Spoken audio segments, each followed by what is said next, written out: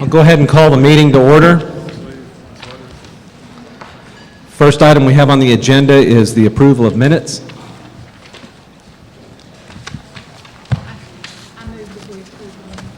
Second. Motion, Linda. Pete, second. Any discussion? All in favor? Any opposed? Motion passes. Are we on the internet? I do not see if we are. Okay, excellent. I want to put in a plug for TTAF and them helping us out. For those of you that aren't here with us in Austin, that we'd welcome you. And again, express our appreciation to TTAF for being able to send these out over the internet. As far as chair report and discussion, what I want to do is explain to everyone that tonight we're going to finish up a little bit of unfinished business from our strategic planning session. And to be clear, we are not, can everybody hear me okay? Okay.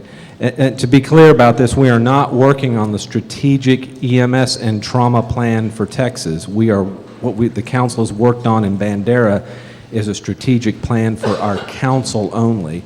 So if any of you came here to find out about the strategic plan for EMS and trauma in Texas, that's not what we're talking about tonight. It's a planning session, it's a planning tool for our council members in order to have our business in order and have a plan to go forward in the future together as a council. The first thing we need to take care of is council came up with 10 goals that were voted on and approved. These goals will be presented to the stakeholders in February. The reason we're not doing it tonight is like I said, we have unfinished business from Bandera. We want to finish up some of the action plan assignments, and then at the February GETAC meeting is when we will actually roll out the 10 goals and do a little PowerPoint explanation for everyone. So at this point, I'd like to turn it over to John Leidecker with the Leidecker Group to help us finish up some of the action plan assignments and just kind of do a brief summary so that we can catch up council members that weren't able to join us at the last meeting. John? Chief Riley, thank you. Members of the council, thank you. It's nice to see you all again. Just as a little bit of an overview from where we have come since October, just to make sure we're all on the same page before we get started to finish up a few remaining items. As you know, we met for 2.5 days in Bandera, Texas to talk about creating a strategic plan for the council itself. As Chief Riley has noted, this is not the EMS trauma strategic plan, but rather an operational strategic plan, if you will, for council activities. During that 2.5-day activity, we reviewed, went through a couple of different items, one of which is we conducted a SWOT analysis looking at the strengths, weaknesses, opportunities, and threats of the council. We also talked about criteria for goals of the council. So when we created goals for the strategic plan, to identify specific criteria that you all would like to utilize to help to determine if a goal is something that you would like to put forward as something as a council that you would like to do. And then we brainstormed and came up with 10 specific goals. The summary notes of the 2.5 days are located in your packets, so you'll find more detailed information about the SWOT, about the criteria, and also the 10 goals that we came up with there. But suffice to say, for the final outcome, if you will, of that particular meeting, you identified 10 particular goals, and we went through and created action plans for those goals. Because of the 10 things that you identified, it's very important to talk about who's going to be responsible for those things, what specific items you would like to accomplish for those things, the dates that you would like to start and potentially end those particular items. And so we made very good progress, and we got through the action plan for those goals, but there's still a couple gaps in them, particularly related to some issues that we'd like to get some broader feedback from the GETAC membership to identify if there's others who would like to support and play a part in implementing those goals and being part of the individuals' teams to take those goals forward. So as we go through today, what we would like to do is to review each of the 10 goals. Don't intend necessarily to have a discussion about the goals, but I would defer to Chief Riley on this. But really the idea is just to get your thoughts to see if this is a goal that you would like to participate in, if this is an action item, or if there's particular action items for each goal that you think are important that you would like to participate in. As we go through today, we'll collect that information and we're going to put that up on the screen. And so for some of you, we may have to adjust the chairs, but the idea is that we're going to look at each one of these, determine if there's other folks who would like to participate, and to document this so we can continue on and have this as the final product in February. For the process for today, my colleague Martha McLaughlin is going to facilitate and ask you questions about who would like to participate in each particular goal and review each goal. I will be typing notes into the computer as we go through, so I would ask that as we do this, if you see things that we're not capturing correctly, please to let us know, because our goal is to make sure that we've captured everything as accurately as possible. Chief Riley, I don't know if we would like to run through the 10 goals very quickly just to set the stage for folks, and then we can go into the process if that's okay with you, sir. Sure. You want me to recite them, or? If you don't mind, or I can, whichever you would like to do, sir. I really didn't want to, because I already blew the first one, because I was supposed to start the meeting with reciting our vision and mission statement. But we'll say it's a work in progress, and I'll beg forgiveness this time. But the 10 goals that were identified were to develop a framework to apply the council vision and mission statement to all decisions made by the council, increase our Number 2 is to increase collaboration between the council and stakeholders involved in EMS and trauma. Number 3 was council will undertake a review of all committees to define the optimal number of committees based on need, structure, charges, reporting relationships, membership, and decision-making process. Number 4 was develop a process to improve the operation of GETAC committees. Number 5 was to update the existing EMS trauma system strategic plan at least every 5 years, beginning next year, 2012. As you know, we have one. It was developed, I believe, 10 years ago, and we decided that we would want to do that every 5 years starting next year. Improve the process of communication between DSHS and GETAC. The next goal was to develop and refine the system for orientation for council members to clarify legal and other requirements related to membership roles and responsibilities. Next item was conduct a GETAC strategic plan review at least every 2 years, and that's referring to our plan for the council. Number 9 is partner with organizations to support GETAC activities as necessary. And 10 is organize the regularly scheduled GETAC quarterly business meetings to 2-day meetings. Not quite as short as Letterman's top 10, but I think we did an excellent job, and this was there was a quorum present, and we voted to accept these 10. And as a reminder to members of the council, I apologize for not pointing this out. It's this particular document. I believe it's front and back, but it's the first page should say Goal A. One other note that I would like to make you aware of for the folks who weren't able to participate in the meeting in Bandera, there are 10 goals that have been identified, but we did not prioritize these goals. The council, in its wisdom, determined that these goals would be 10 goals for the council. However, we have assigned letters to them for the ease of operational processes for discussing them. So we have Goal A through J. J. I'm sorry, I can't do add the numbers of that quickly. Goals A through J, but this is not meant to signify a particular priority. They all have been given equal weighting in terms of priorities. Are there any questions or thoughts before we begin talking about these? Yes, sir. There is one more thing that I failed to point out. It's real important that the stakeholders understand as we go through this that this is a work in progress. Please do not read anything into the goals based on our discussion, and give us the benefit until February when we can outline each goal for you and what it means, although you'll probably pick up some of it from the discussion tonight. Thank you. Are there any other questions? I'm sorry.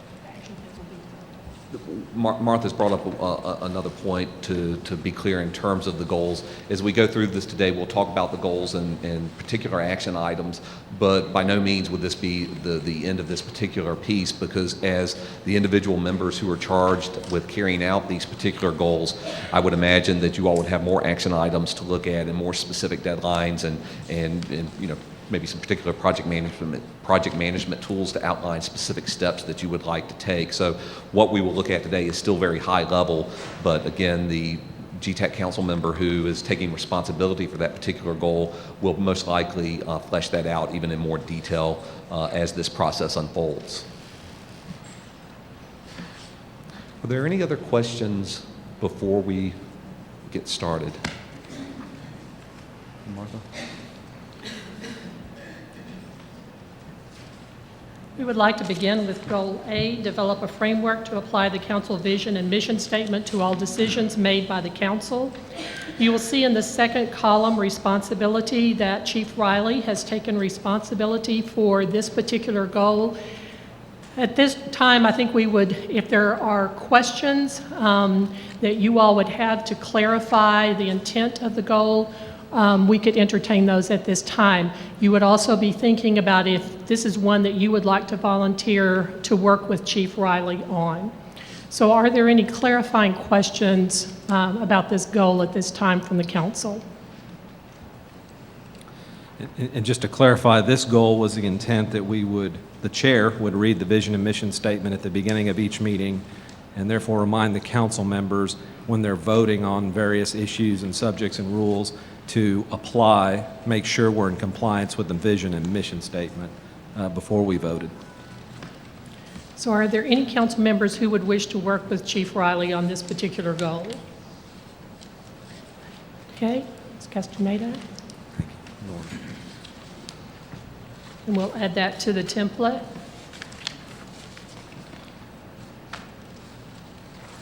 We'll now move to Goal B, increase collaboration between the council and stakeholders involved in EMS and trauma.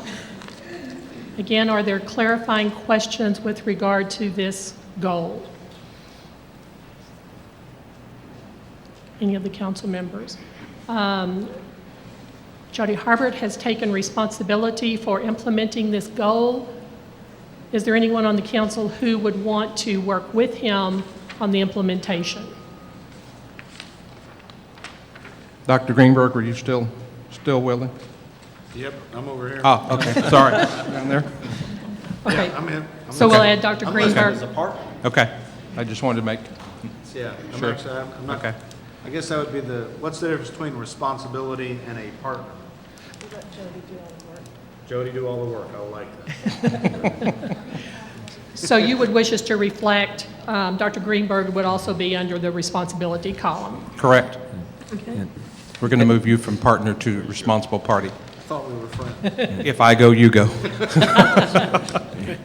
And to clarify, if there's any council member that's here tonight that was not here in Bandera, you're not going to hurt anybody's feelings if you jump right in and say you want to help on any of these. We encourage that.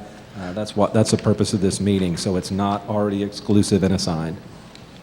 And there are a couple of goals for which responsibility had not been assigned. All right, we left the hardest ones for those who missed the meeting. So we'll move to, if there are no questions on Goal B, we'll move to Goal C. Council will undertake a review of all committees to define the optimal number of committees based on need, structure, charges, reporting relationships, membership, and decision-making process. You will see that the persons who have indicated responsibility for this one are Dr. Phillips and Judge Deloach. Are there any clarifying? Okay, Ms. Dickerson, you would want to work with them on that?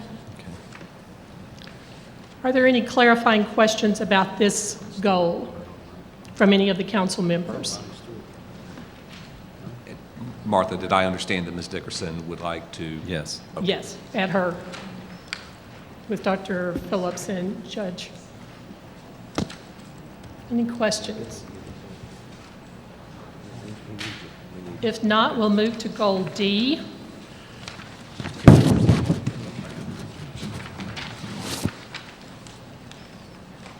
Goal D is to develop a process to improve the operation of GETAC committees. You will see that Ms. Schultz and Dr. Greenberg are currently designated as the council members who will implement this goal. Are there other council members who would wish to be added with regard to responsibility? Okay. And I'm sorry, I don't have my glasses on. Could you tell me your name? Ryan Matthews. Okay, Ryan Matthews. Thank you so much. I'm sorry I left my glasses in the car. Are there any clarifying questions that you would have about Goal D?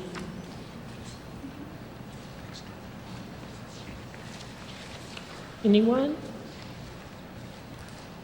Okay. John, you okay to move?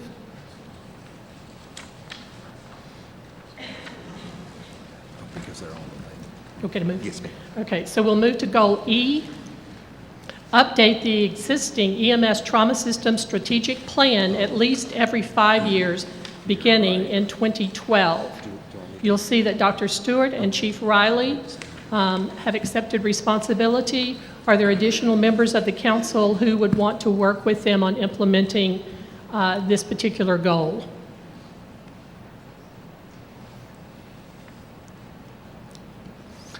Are there any clarifying questions about this goal?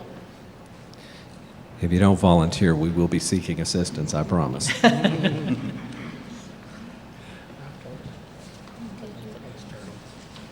Hearing none, we'll move to Goal F. And this is one of our ones where we do not currently have anyone assigned to this one. So Goal F is to improve the process of communication between DSHS and GETAC. Are there any clarifying questions? Yes, sir. Do you want to volunteer? I'll volunteer on that. Wonderful. And tell me your name. Mike Click. Mike Click. Anyone, Mr. Matthews, you would want to help? Okay. Thank you. Are there any clarifying questions about this goal?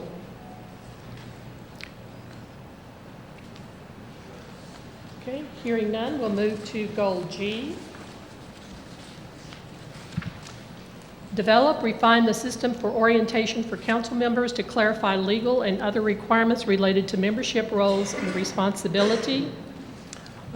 We have Chief Riley and Judge Deloach. Is anyone else interested in working with them on this particular goal? I will. Okay, Jody?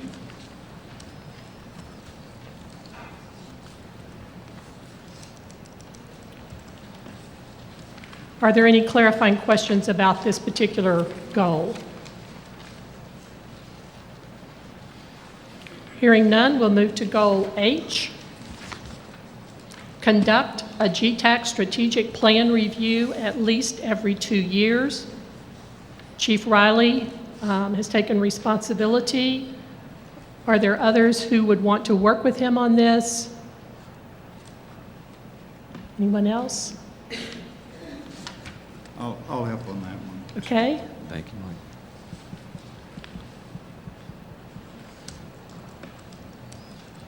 Are there any clarifying questions?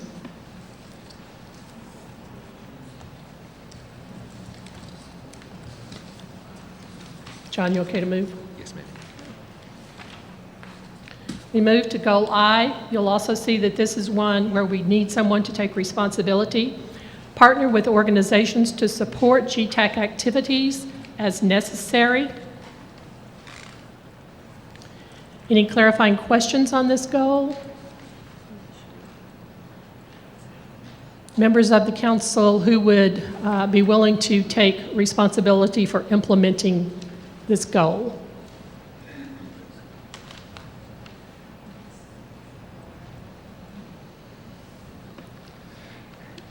Chief Riley?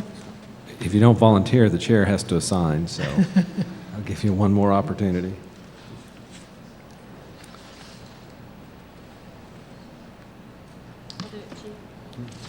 Thank you, Shirley. Ms. Schultz? Anyone else willing to work on this particular goal? I'll work with Shirley. Okay. Thank you, Ryan. Matthews?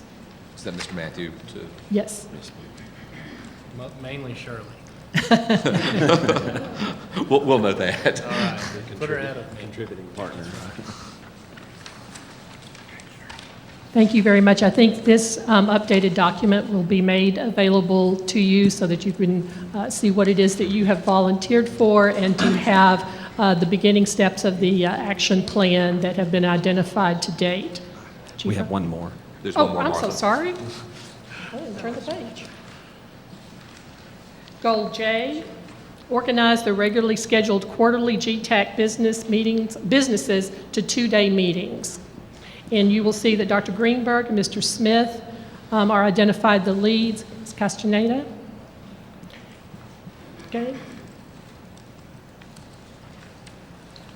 To clarify, are you talking about to condense all of the subcommittee meetings, including the GTAC meeting, to a 2-day period? And I'll defer to Chief Riley. Yes, that was discussion, and council, correct me if I'm wrong, that the meetings would start Thursday morning as opposed to Wednesday morning or any other time. Try to consolidate it to 2 days. And I noted Ms. Castaneda is joining as well. Was there another hand that I saw? Yes. Dr. Phillips.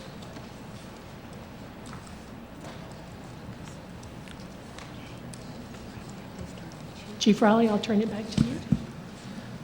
Thank you. Is there any other council comments on the draft strategic plan? Chief, I would like Yes. to, Go ahead.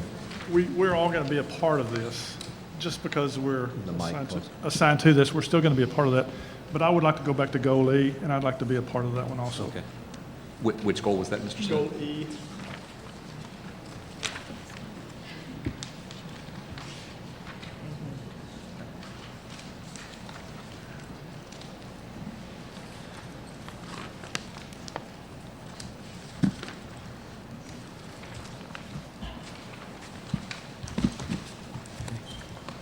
Did y'all have anything else regarding this? Anything else? Okay.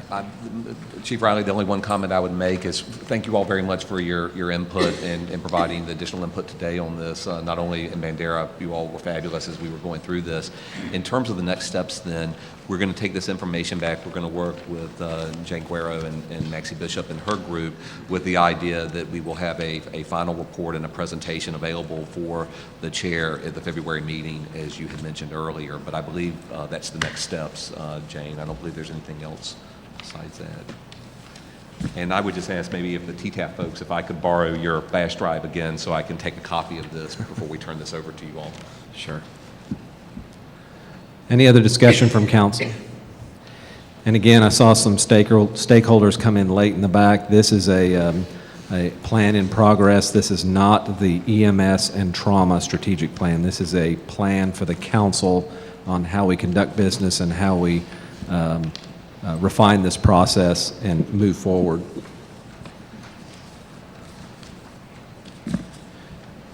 Okay. The next item we have, I don't have anything for chair report and discussion. Vice Chair Pete Wolf has some comments, and he has asked that those be held till the end of the meeting. I think just for all the stakeholders, I know we had a very, very productive meeting in Bandera. There's going to be a lot of great work that comes out of this, and I think probably one of the great things that I see is that, and I believe council will agree, is that by having a strategic plan for the council, it will make our product of an EMS and trauma strategic plan for the state even that much of a better product as we move forward. So at this time, I'd like to hear the Assistant Commissioner report from Commissioner Perkins. Hi, good afternoon, early evening. Just a couple things that I'd like to talk to you all about. I wanted to follow on. I talked to you in August about the budget for the Division for Regulatory Services. We, over our 5 regulatory strategies, had between $16 million and $17 million cut from our, reduced from our previous budget. And we did get to a budget setup for fiscal year 12, but we took about 140 positions across the division off the books. Basically, those were all vacancies, so we were very lucky. We did not have to RIF anybody, which really is fortunate.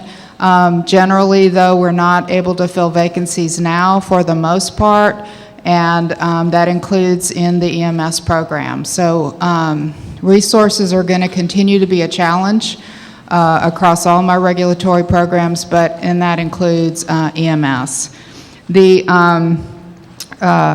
We do have a rider that directs HHSC and the NDSHS. It's Rider 59 on the appropriation bill. It directs us to look for efficiencies within the Division for Regulatory Services. It directs us to look at reducing the number of inspections and complaint investigations that we do, with the goal that would be in areas with the least potential harm to the public. It also asks us to look at potentially raising fees. That's not going to be an option for the most part in EMS because most of our fees are statutory, and so we cannot raise them above the statutory caps. We have started an internal process with all of my managers to evaluate all our programs, to look at where we may be able to stop doing some things, where we may be able to change the way we do things, to try to automate where we can. We are looking and prioritizing our programs across not only within the strategy, so for example, EMS is in the healthcare profession strategy, so we will prioritize within that strategy. And I'll be frank with you, EMS is at the top of the public health risk listing in that strategy. So it will be one of my top priorities as far as public health risk. And then prioritizing across the strategies, across healthcare facilities, food and drug, et cetera. So they're working on doing that, reviewing our statutory authority for what we can do and what we can do. It's really interesting when you think you know something for years and then you start really getting back down and evaluating the statute to make sure you understand what you're supposed to be doing. In addition, the Health and Human Services Commission is going to be hiring a contractor that will be evaluating the work that is being done internally, and ultimately there will be a report that will be presented to state leadership, governor's office, legislative leadership, et cetera, to answer this requirement of the Rider 59 to evaluate our services. So the anticipated date of that report coming out is sometime toward the end of calendar year 12. So we'll see how that goes. But it's an intensive process, a lot of work going on right now, and then once the contractor comes on board, there'll be a lot of additional work. So that's where we are on our budget right now. I did want to speak a little bit about the regulatory environment. You know, it's a constant pendulum swinging back and forth from we expect you to be really hard from the regulatory perspective to right now it's more on less regulation is better side at this point in time. My division has a philosophy that I have shared in the past, which is facilitated regulation. Basically, we believe that people who we regulate for the most part want to follow the rules, want to follow the requirements, and sometimes they aren't aware of them. We will work with people generally through our enforcement procedures if we find problems, unless there's been significant public harm or people thumb their nose at us, basically. So we try really hard. I think that our philosophy in my division fits that concerns that are being expressed, that there are too many rules out there, too much regulatory burden. But we are also going to look at that as we evaluate my division. And as rules come forward, do we really, sometimes it's a nice thing and maybe you're trying to solve a problem with a rule. Maybe it's a small problem and maybe it doesn't need to be a rule. Okay, we need to be looking at that as we evaluate our rules. I have hundreds, I probably have thousands of rules across my division. So we need to be looking to say, is that something that we really need every single licensee to do? Do we really need to put it in rule? So that's something that we're going to be looking at as we go through, and y'all are going through right now the whole process of looking at all of the MS trauma system rules. We need to make sure we look at that. For every rule that we write, is it really needed? Because we're being asked that question from outside. And then finally, I talked about this issue with two committees, the EMS committee and the medical directors committee, and I wanted to bring it to your attention too. There was an article recently in the Houston Chronicle about Medicare fraud in the Houston, the Houston Harris County Region 6 area of the state. And my boss, Dr. Lakey, has asked my staff and I to come up with a plan to address. There was significant fraud issues. And we've known that some of this was going on. It kind of blows up in different pockets of areas of the state. But it is definitely become a significant problem in that area. And let me give you a few statistics. There are currently 396 licensed EMS providers in Harris County. 396 in Harris County. And remember, for Houston, there's one 911 provider, okay? There are a total of 569 licensed EMS providers in Health Region 6. There are a total of 1,241 licensed EMS providers in the whole state of Texas. So almost half of the providers in the state are in that Harris County Region 6 area, okay? At this time, we have 74 applications pending for new EMS providers in that area. None of these are new 911 providers for the most part, okay? We have been finding a trend in the last year or so of private providers in this area. Their medical director either quits or whatever the situation is, and they will not have a medical director on board for some time frame. We have made an internal decision, and it was put into the EMS magazine, that if we go and do an inspection or complaint investigation on a provider and they do not have a medical director, we will consider emergency suspension, because it is a requirement to have a medical director. So that's one action we've already taken. My boss wants to know what other things now remember, we do not regulate billing. Our division does not regulate billing. But Dr. Lakey wants to know what other things we might be able to do within our rule structure, within potentially statute changes. So we have been working on some draft ideas for him, and I'm going to be meeting with him next week. Things like some additional, we did a mass inspection in that area not very long ago, and found a lot of issues with a number of providers, lack of equipment, those kind of things, besides the medical director issues. Also, one of the things my staff have come up with is requiring the medical director to be there when we do the initial survey. So we're coming up with ideas of things that we might be able to do. We're also engaging CMS, because they really are the people that are responsible for this issue and how they pay their claims, et cetera. And other ideas that we're going to talk through with Dr. Lakey next week. And then I'm thinking that we will have some things that we will probably talk to you all about at your next meeting, whether it be some rule ideas and things like that, okay? One idea that has already been brought up to me is a moratorium on licensing any new providers. I certainly will discuss that internally, but that may be very problematic. I'm not sure I have that. I'm not sure I have the authority to not license people who meet the requirements for licensure.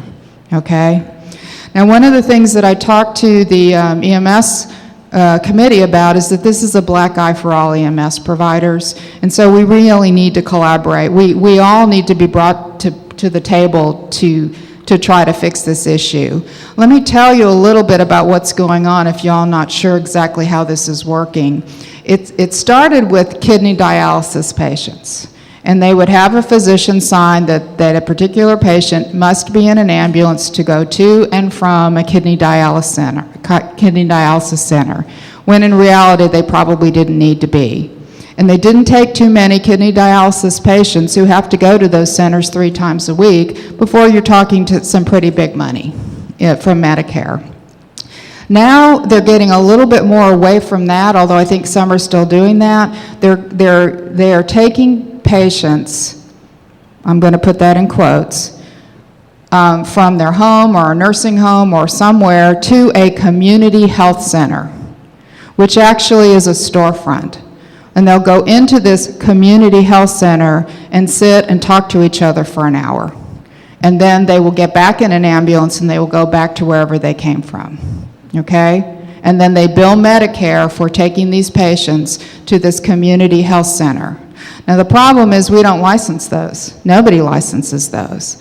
So there has to be some audit filters that CMS might be able to put in place. There has to be a way for all of us to kind of figure out how to address this issue.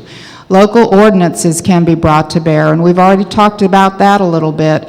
I think it was the EMS committee asked us to put some ordinances like from Travis County area to put those on our website. So there'll be a lot of things that'll be coming up. Any ideas you have that you want to share, and as I said, you're going to be hearing more about this probably at your next meeting. Are there any questions for me on that issue?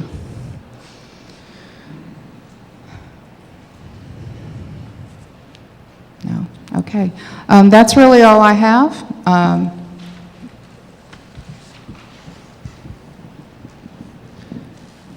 Council have any other questions for Commissioner Perkins? No? We'll go to State EMS Trauma System Report, Director Guerrero. Good evening. I edited these minutes, and they started out at 16 pages, and we got them down to 9. So I thought I would kind of abbreviate my report a little bit tonight.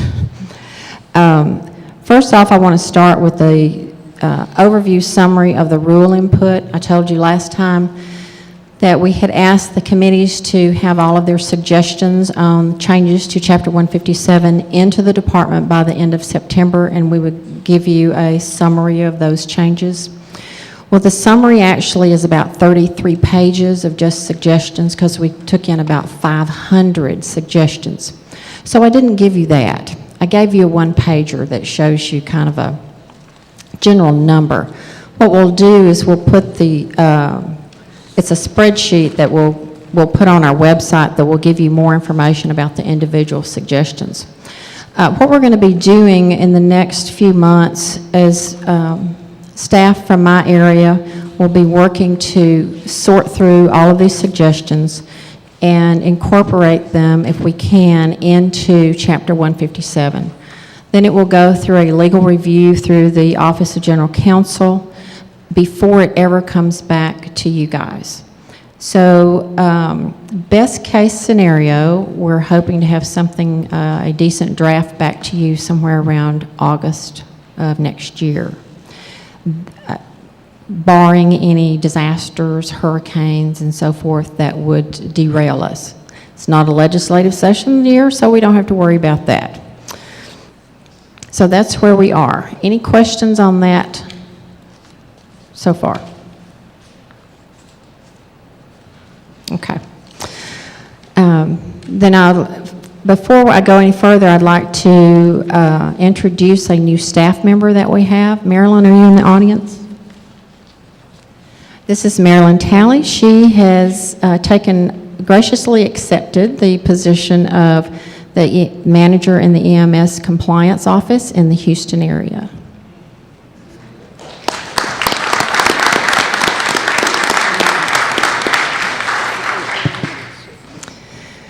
Okay, I'm going to move on to our funding. Currently for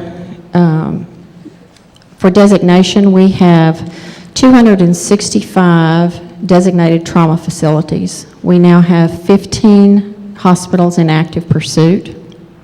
We have 84 designated stroke facilities.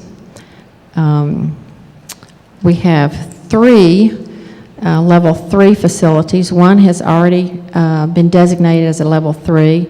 Second one is ready for survey, and a third one has just been approved for survey. So within the next few months, we should have our second and third level 3, our support stroke facilities designated.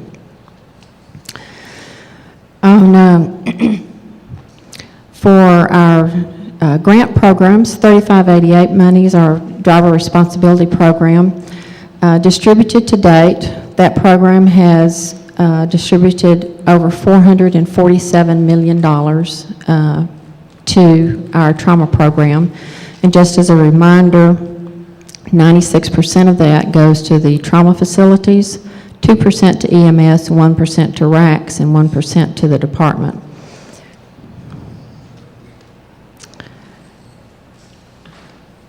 let's see.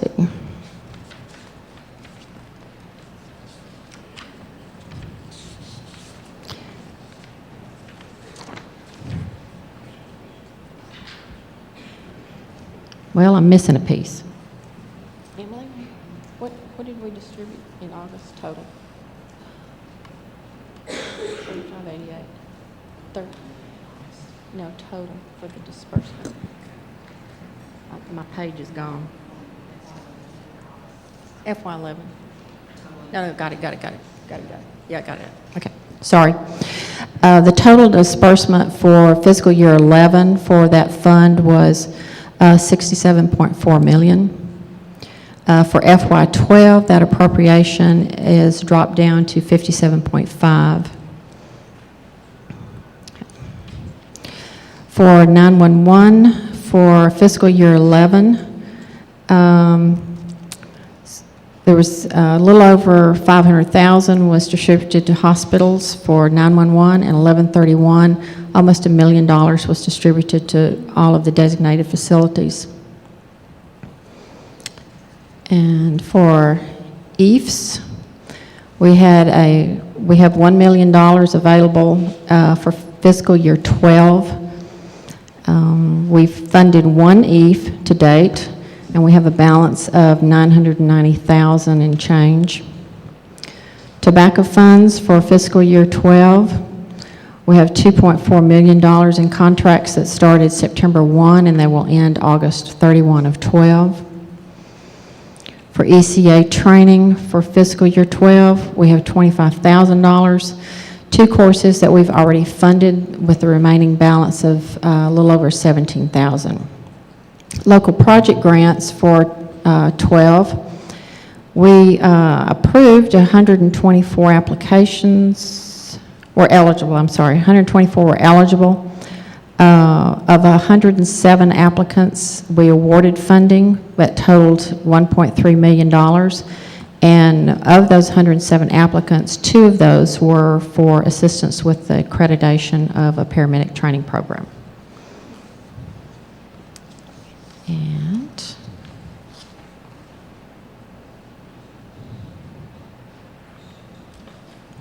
that ends my funding report. Any questions? Okay.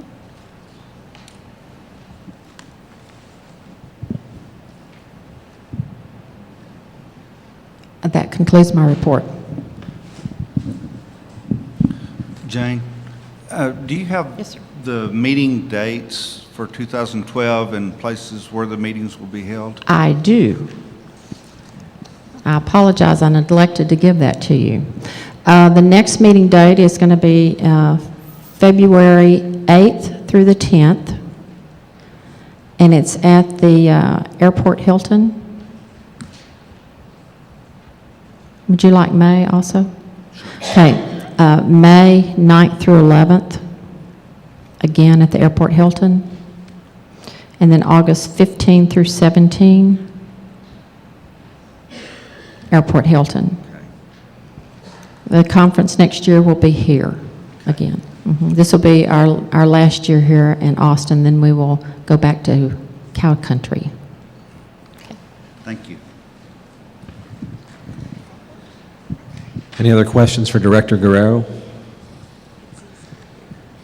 I just wanted to take a minute and speak on behalf of the council here, how much we appreciate you and all of the DSHS staff for this awesome conference that's put on every year. You mentioned this morning, I think that there's an army of folks out there working, and it's a very fine conference. I've never been to one that's not enjoyable, and I've always learned something, and I think it's a credit to all the folks at Dishes that put on this conference, and we're grateful to you for it.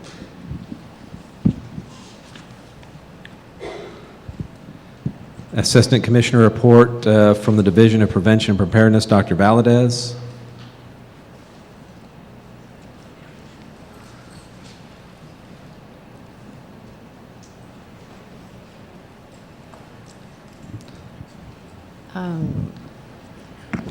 I will check the hallway if you want to go ahead with your agenda. Okay, we'll move on down the agenda. Next item on the agenda is a presentation, the Registry Solutions Work Group recommended data analysis reports available for customer use in the new Texas EMS Trauma Registry.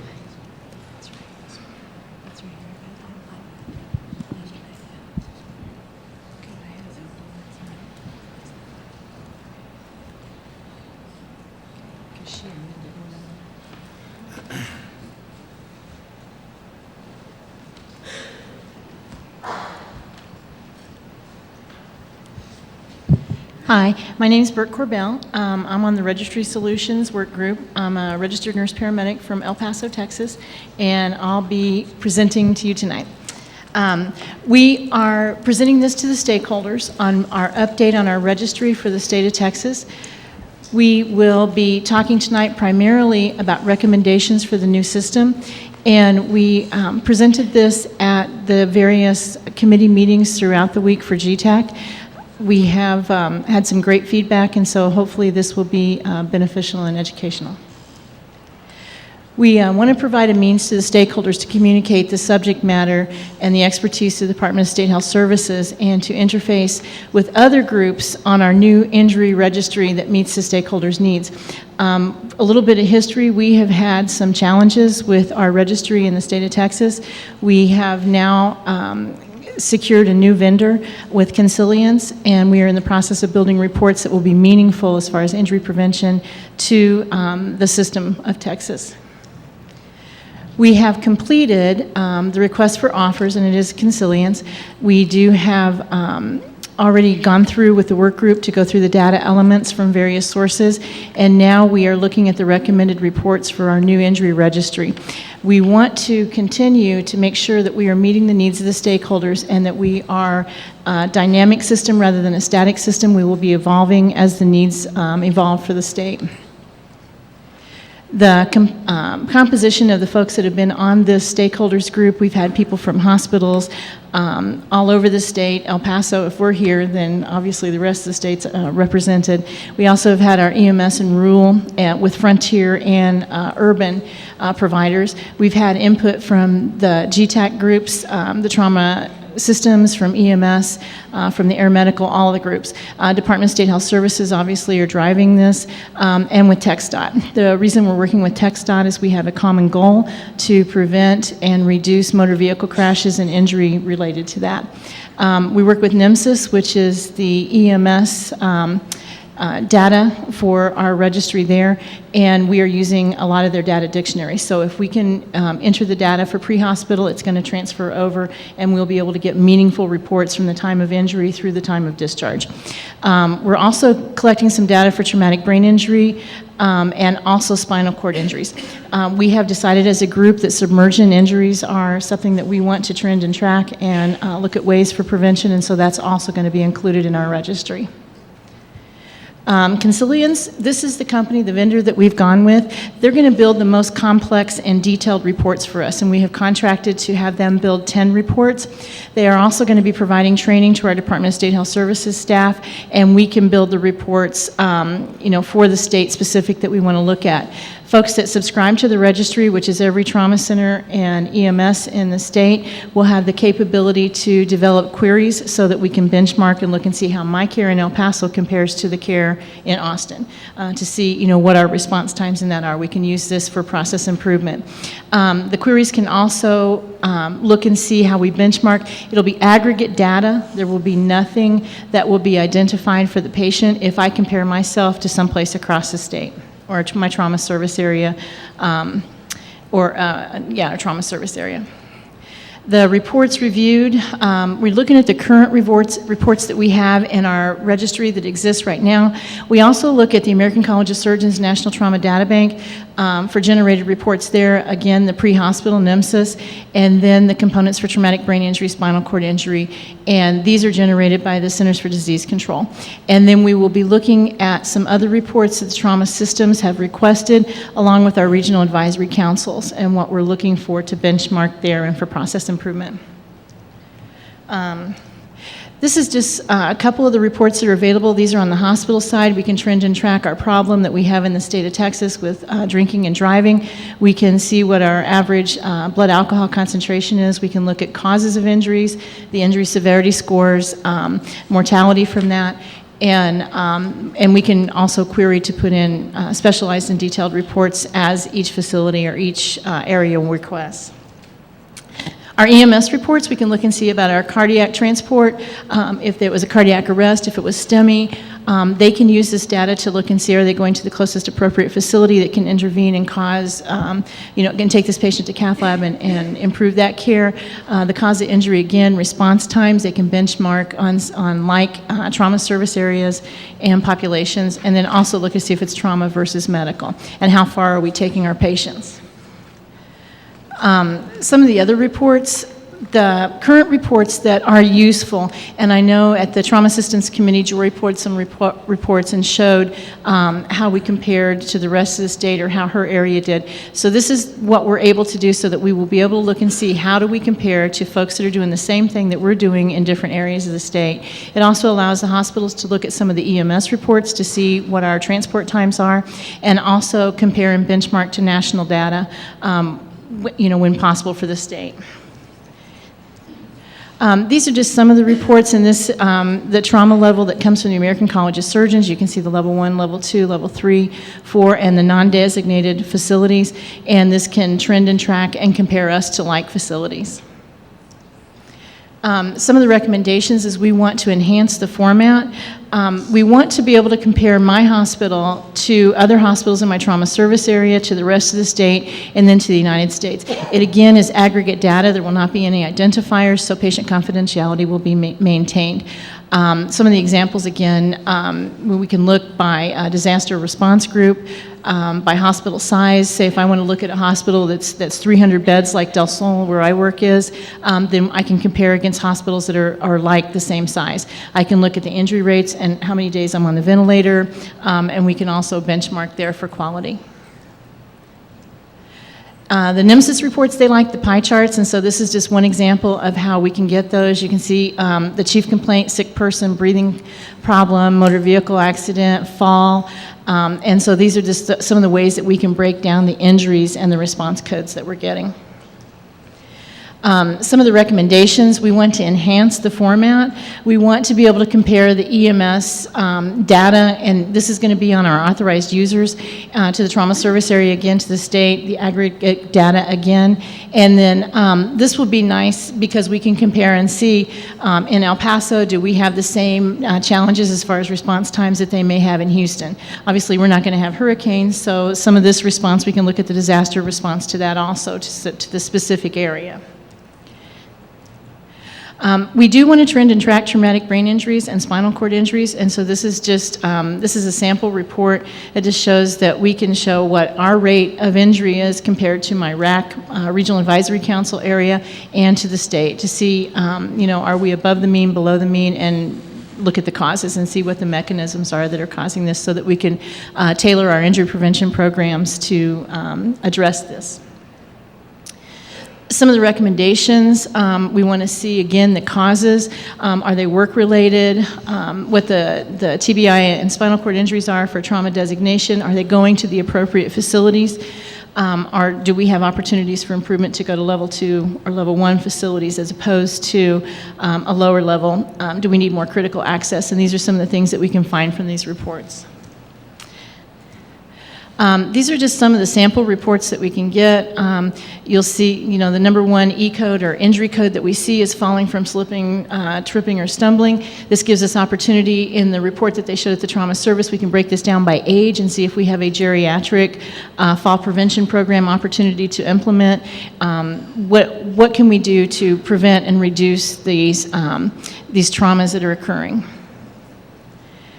Some of the other, this is interesting to my administration, the methods of payments. We can compare ourselves to see what our Medicare, Medicaid, trend and track our self-pay, private insurance, and that, so we can get financials from this registry also. Some of the other reports, in El Paso, if you have a burn, you are going to leave my rack. You're going to go to a different rack service area. In Houston, Austin, you've got burn centers here, and so we can look and see where our patients are going and why they're going there. Are they going to a lower level of care, to a higher level, or did we keep them at our facilities? And these are just some other reports that we can pull.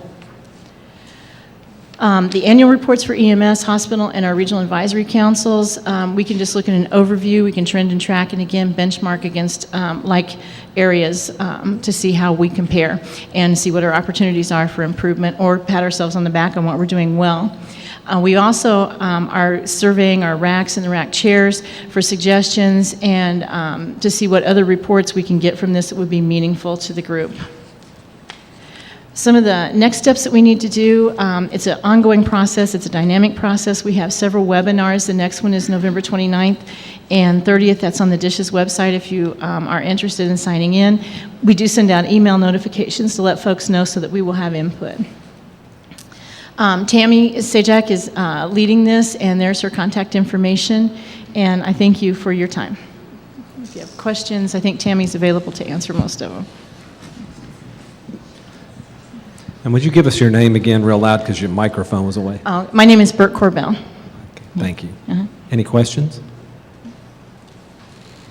No? Thank you for your report. Thank you.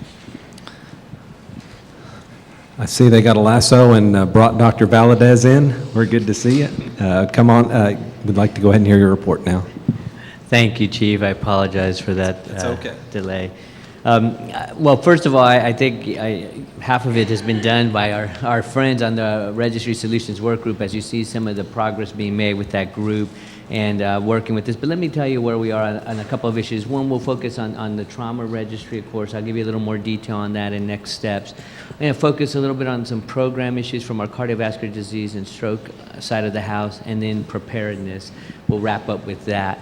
And in general, also, just some generalities. I know Kathy, wait, even louder. It sounds loud to me, but okay.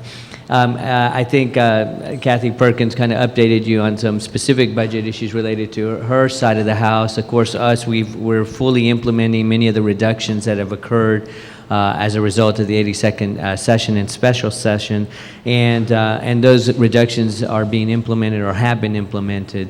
For the most part, they have left programs that are near and dear to your heart relatively intact. But again, I want to remind you that there was $1 million reduction to cardiovascular disease monies that were in my chronic disease strategy. That strategy was reduced over 67%, about $14.7 million, and that $1 million was part of that cardiovascular disease money.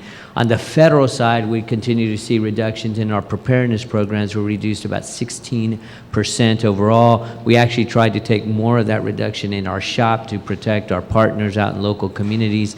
And also on the hospital preparedness side, that was reduced approximately a 10% reduction, which we made. So there have been reductions on all sides of the house, on the state side and the federal side, that we're still implementing and trying to mitigate the results of those reductions. But in all of those, we've worked very closely with our staff, with our partners, to assure that the core critical functions remain for public health.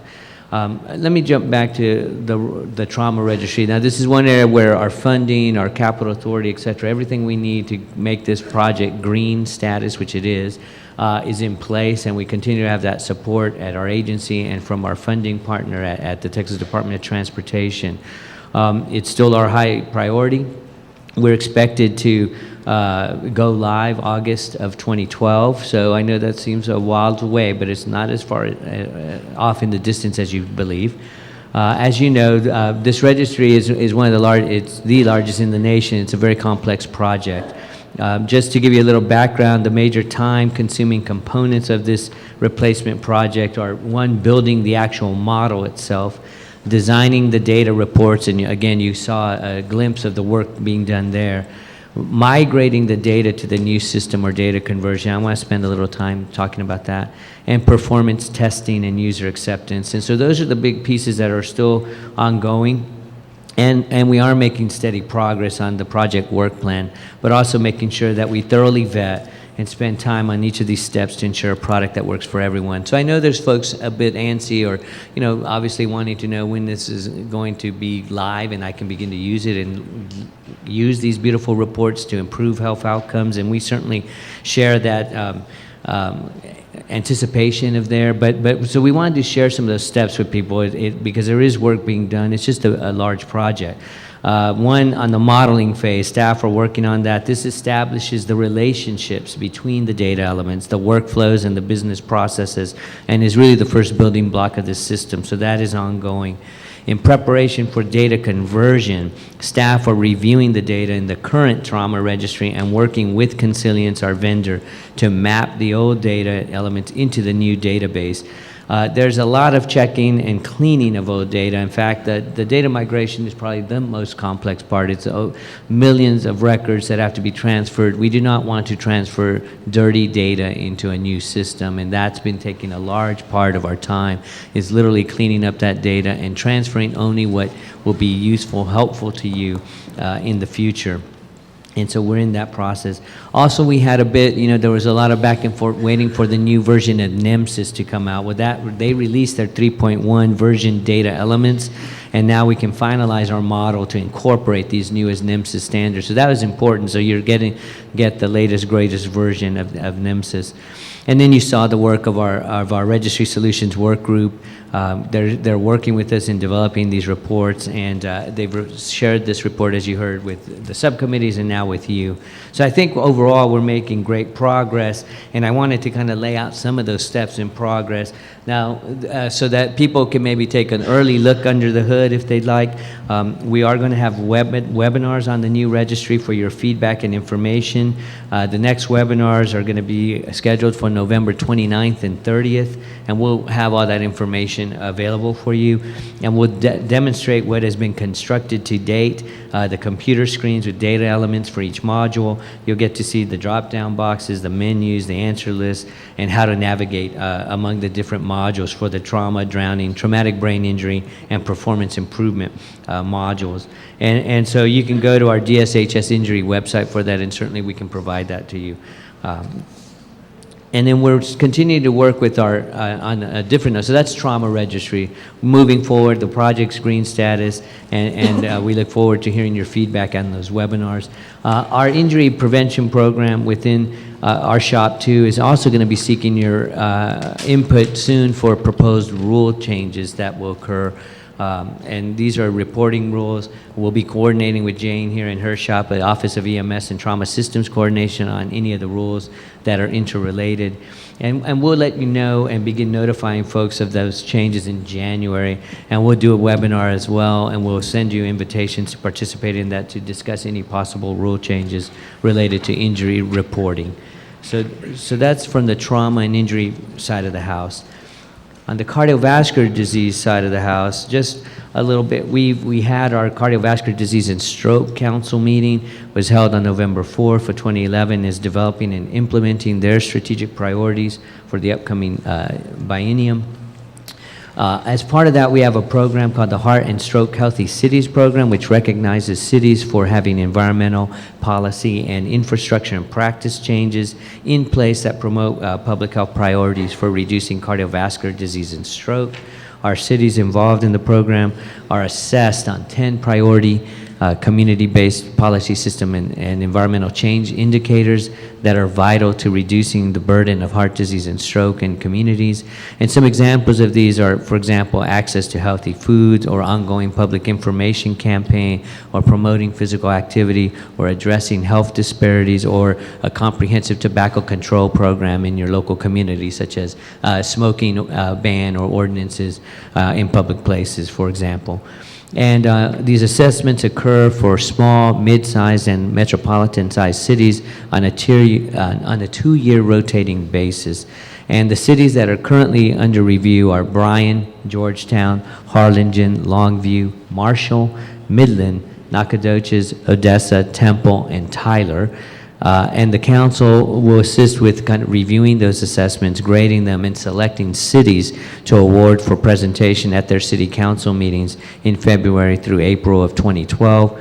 For those of you who aren't familiar, recognition awards are presented to these communities, and we do an honorable mention, bronze, silver, or gold recognition of cities that achieve those standards for preventing cardiovascular disease and stroke. Since 2003, all metro-sized cities have received some level of recognition, and 70% of all cities assessed have demonstrated an improvement in their scores since their first assessment. Since 2004, 5 cities have received gold-level recognition. That's Austin, El Paso, Houston, Nacogdoches, and Tyler. And 3 have received silver, El Paso, Houston, and Waco. And 6 have received bronze in the past, and that's Austin, Dallas, Fort Worth, Lubbock, San Antonio, and Waco. And so again, we encourage you, if you're not aware of this, come to our website, or you can search for Heart and Stroke Healthy Cities program. It's an important component of our more public health prevention side, working with communities to improve really the throughput, if you will, of people coming to stroke centers or trauma centers for acute STEMI or other. And it's been very successful in implementing these long-term changes that we need in communities to prevent those diseases. And then lastly, I want to talk a little bit about our hospital preparedness program and its interaction with our disaster committee.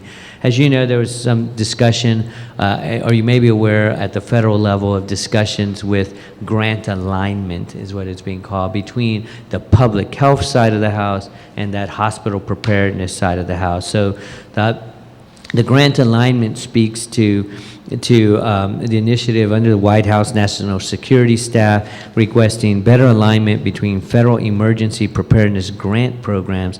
The Office of Management and Budget is seeking to enhance administrative flexibility and to reduce unnecessary burdens on states, locals, tribal nations, and other governments participating.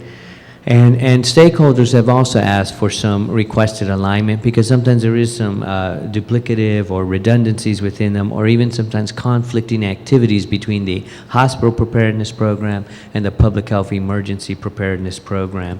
And so some long-term sustainability of the investments made in these two federal programs requires a better and clearer demonstration of how the funding increases capabilities in local communities and operational efficiencies, and improve collaboration and integration and preparedness activities across all levels of government, whether it's local, regional, or state and or federal.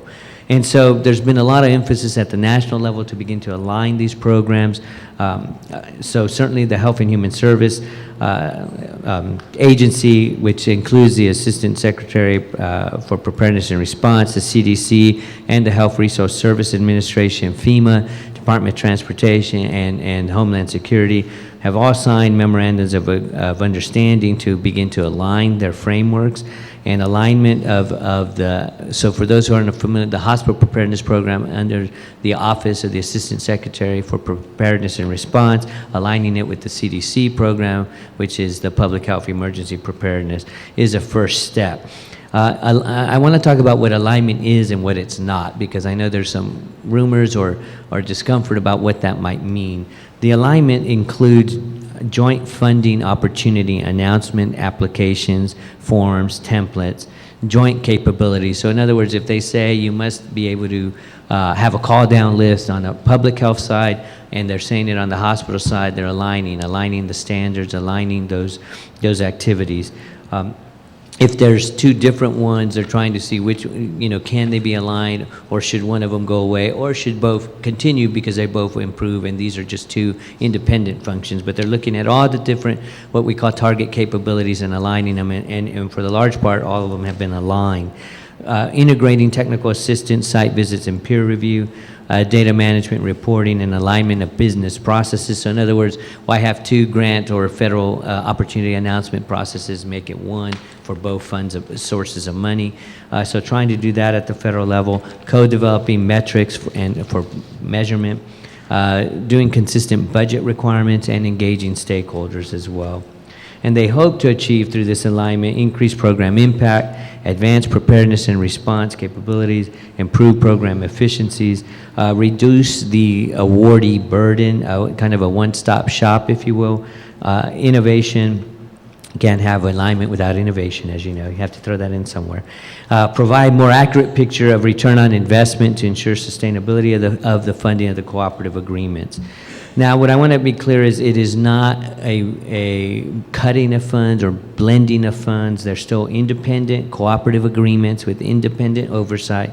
There's still HPP-specific activities that OASPR is over, and there's specific public health activities of which CDC has purview over that. They still are standalone programs in accordance with the authorizing legislation. So it is not a combination of funds or consolidation of funds or integration of funds. They're still separate. They're just trying to align many of the programmatic and administrative activities. So I want to be clear, because I think there were some concerns about this means that funding is going to go away or that these funds are going to be merged together and then we're all going to be competing for a smaller pie. That is not the case. So just to be aware of some changes to come in FY12, there will be, however, one funding opportunity announcement. So one single HPP, PHEP funding opportunity announcement and application and grant award. But again, the budgets will remain separate to ensure accountability for each funding stream. There will be aligned grant cycles between the two. Right now, sometimes they have not been aligned, and that creates administrative burdens on our side as the agency responsible for both grants, and then therefore on your side, when many of you all are working both grants as well and trying to make those align. Again, a one grant administration shop, a common web-based IT portal for both programs, joint capabilities, as I mentioned, and performance measures. Again, a joint HPP, PHEP national meeting, and then the budget periods will all begin on the same cycle, July 1, but the budgets will remain independent. Again, this is important at the national level. That alignment helps. It is pushing to move the healthcare system to integrate with the public health system. You know, we've been working together with members of the disaster committee, looking at the Texas disaster medical system, if you will, or TDMS, as we've been looking at that, and really, again, integrating both sides of the house, the hospital healthcare system side with the public health side, and aligning. I think over time, you know, we've been working with many of your folks here, Eric Epley, certainly others, to really see some great momentum building in that joint work, and really then the next step, reaching out and working together with TDEM to really bring all those three systems together, healthcare, public health, emergency management, in a coordinated effort to integrate and help support our funding, but most importantly, our resiliency of local communities and response capabilities. And Chief Kidd has been a part of that as well. And I think we've been making tremendous progress to move these integration of systems forward. So that's really what's most important for y'all to know. We're moving forward on the Texas disaster medical system alignment, and then just some of these grant changes you needed to know. So other than that, I think that kind of completes a high-level overview of what's happening in my division that affects your committee. And I hope if I don't get to see everyone again, that everyone has a happy and safe Thanksgiving weekend. Thank you. Any council questions for Dr. Valadez? I'm sorry, down here. So, Dr. Valadez, I know it's been a difficult and difficult process, but I would like to compliment you and your staff and the stakeholders with respect to the work on the trauma registry. It's obvious that there's been a lot of work with respect to that from both you, Jane, Renee, and the registry work group, but it's very much appreciated. Thank you. Thank you, sir. I appreciate that. Any other council members? I had one question. Yes. I apologize. You may have covered it. You talked about the migration of existing data. How far back, how many years back or records back will that be? Do you know? Yes, I have to check in there. I'm sorry, I don't have. Hey, Tim.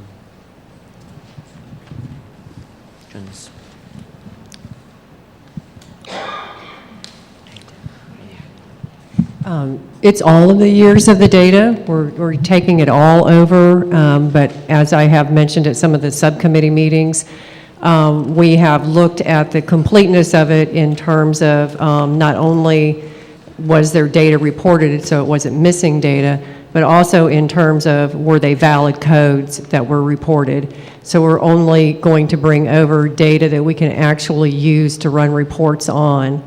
If entities have used our web portal to enter their data, so that we are the repository for them of their data, we will be giving them their data on encrypted CDs or DVDs, depending on the size of their files. We will also be keeping all of that data. It will just not be in our new system. And the reason for that is when you try to run reports against millions of records, it slows the system down the more data that you have in there. And there's no sense in having data in there that will not give us a meaningful report. So most of the data items, if you're familiar with our data dictionaries that are required, most of those elements are very complete and have some really good data in it, so those will be moved over. Anything in the current registry that matches what we're going to be collecting in the new registry will be moved over. On average, we have about 2 million EMS records a year and 100,000 hospital records. Times that by, I don't know, 20 years or something worth of data. So that's how much data we're talking about. It's a lot of data. And that's why the data migration is more complex. We've learned a lot about data migration, I believe, our team, in applying those lessons. It's a huge amount of data, and as Tammy points out, we do, so you'll have, all the data will be, it's going to be archived in essence, but we want to bring over the good data, if you will, that you can run reports on. We don't want to bring in all this data that's just going to slow performance of the system down, so that's what we're trying to achieve. Thank you. Any other questions for Dr. Valadez? Thank you. Thank you. Next item on the agenda, I believe, is our GETAC committee summary reports, and we'll start with Air Medical Committee. Shirley. Thank you, Chief. The Air Medical Committee met yesterday afternoon. We had a very nice attendance at our committee. Had a few things that we had some discussion on, but one of the things that we actually are going to get to take off of our agenda, I think, for our next meeting is the Memorandum of Understanding for Disaster Response for Air Medical Services. That we did get a fixed wing positioning rate, repositioning rate included into that MOA, which is the piece that we were lacking from the last time. Rick Bays has worked diligently on that MOA.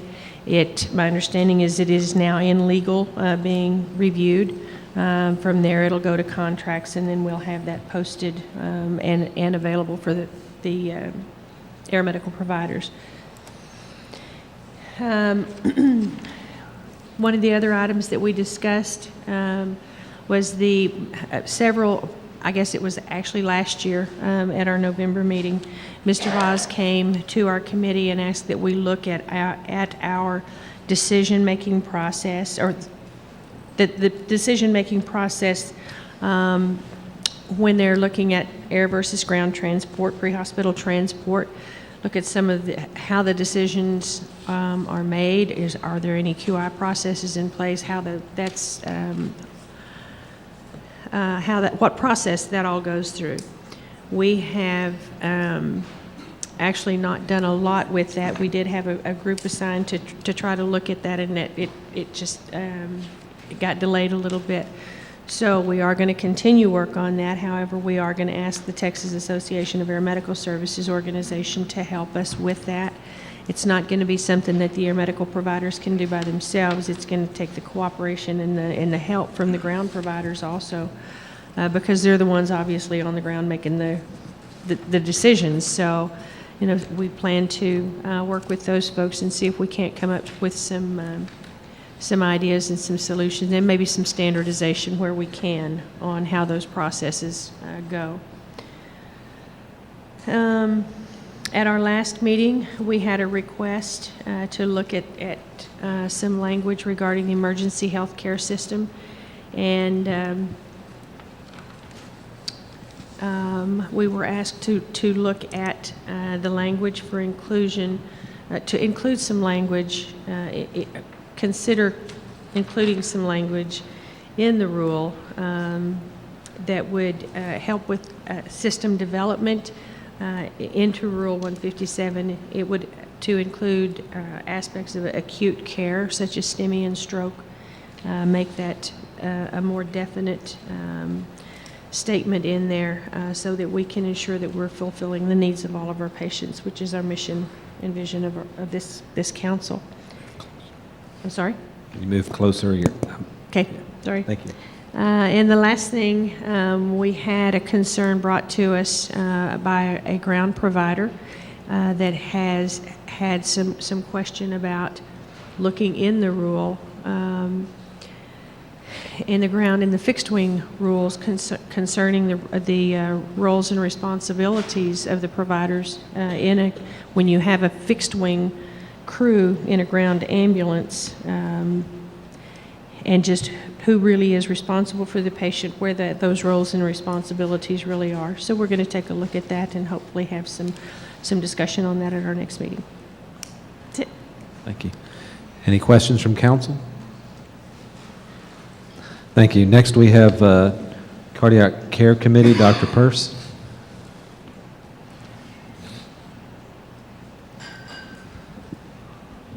Good evening. I'm Christine Newhouse reporting for Dr. Peirce, who could not be here. At the Cardiac Care Committee, we had several discussion items, and we had some American Heart Association updates. I'm just going to go over the main updates that we heard. There's a STEMI field guide, which can now be found on the CATRAC website. We did receive an action registry update, which is data by Dr. Wozniak. And we also received an update on the Caruth grant, which is in process in Dallas County by Russell Griffin. And that's very interesting because they're trying to build a template or a model for the entire United States with that Caruth grant money. So that's something we're watching very close. The important thing I do want to read to you is there was a legislative update by Joel Romo. He is our American Heart Association legislative affairs person, and he has submitted into the Texas Senate a request. And I'm going to read it in quotes, exactly what he submitted. American Heart Association has submitted the following language to be considered for an interim study in the Texas Senate. Interim studies in the Senate to be released later this year. His actual submission is establish STEMI systems of care through an integrated approach with the Mission Lifeline Initiative, promote efforts to create inclusive and coordinated statewide and regional systems of care to improve the treatment of STEMI patients by adhering to the ACC AHA guidelines and are consistent with Mission Lifeline recommendations for criteria for STEMI systems of care. Support efforts that include encouraging EMS agencies to obtain or upgrade to effective 12-lead ECG field devices, including appropriations for training and equipment. Utilizing current ACC AHA guidelines for STEMI care, promote within EMS statewide standardization and implementation of STEMI training, assessment, treatment, and transportation protocols. So this is going to the Senate. We're going to have probably about a year, a little more, to encourage the Senate to look at this, and then we will hear back from the Senate after that time. The very last thing is Chapter 157, and the Cardiac Care Committee did meet in September. We did go over our recommendations to the rule revisions, and those will be submitted. Those have already been submitted electronically on the correct format, and I'm going to submit them in writing today. Any questions from council? Thank you for the report. Disaster and Emergency Preparedness Committee, Eric Epley.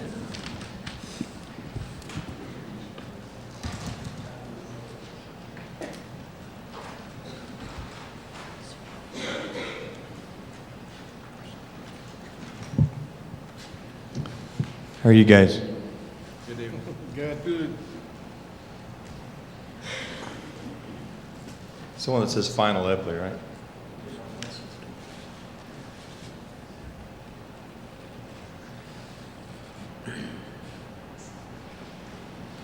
So I appreciate you guys taking just a second. The Disaster and Preparedness Response Committee has done an incredible amount of work, and I thought it would be good at this meeting to kind of brief that. So we met 2 days ago. One of the main things we talked about was the emergency medical task forces. And if you have not been, I don't know how many of you guys have been over to the exhibit hall, but if you haven't, you need to take a trip to the exhibit hall and walk straight back through the doors. One of the mobile medical units is set up. 2 of the ambuses are there. Many of the other assets. I think you'll be pleased with what you see as the final fruition of a project that's been working for about a year. And we have much more to do, but it's finally good to see things coming together. The EMTFs have been busy. This is a drill. This is in San Antonio, a 400 patient full-scale exercise at our airport. More importantly, though, they're not just drilling, they're actually responding. And so the EMTF 6 out of Houston responded at the request of DSHS. We also put ambulances on standby. We used WebEOC to do many of those things. I did something. EMTF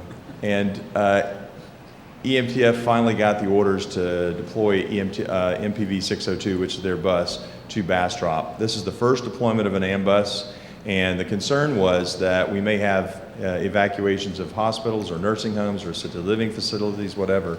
And when you got to have it in place, right? It can't be 4 or 5 hours away. You need to have it there in staging.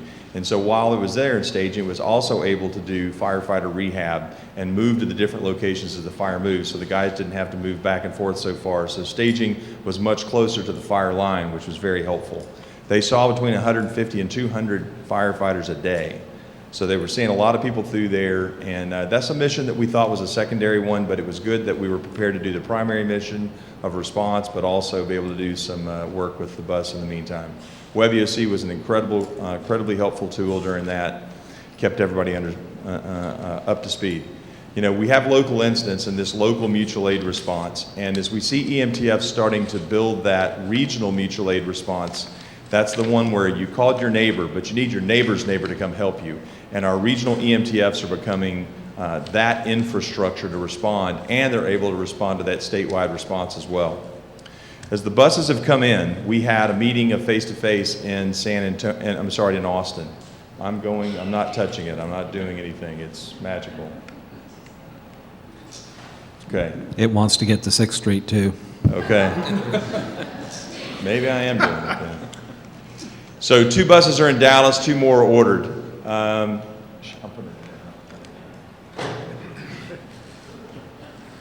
But the meeting was good because Dr. Lakey, Dr. Valadez, and Chief Kidd came over and met with the guys, took a tour of the buses. We had 3 of the 4 buses, and by June of next year, I think we'll have 8 here. 4 in Dallas, 2 in Houston, 2 in San Antonio, 1 in Austin, and 1 down in the Valley.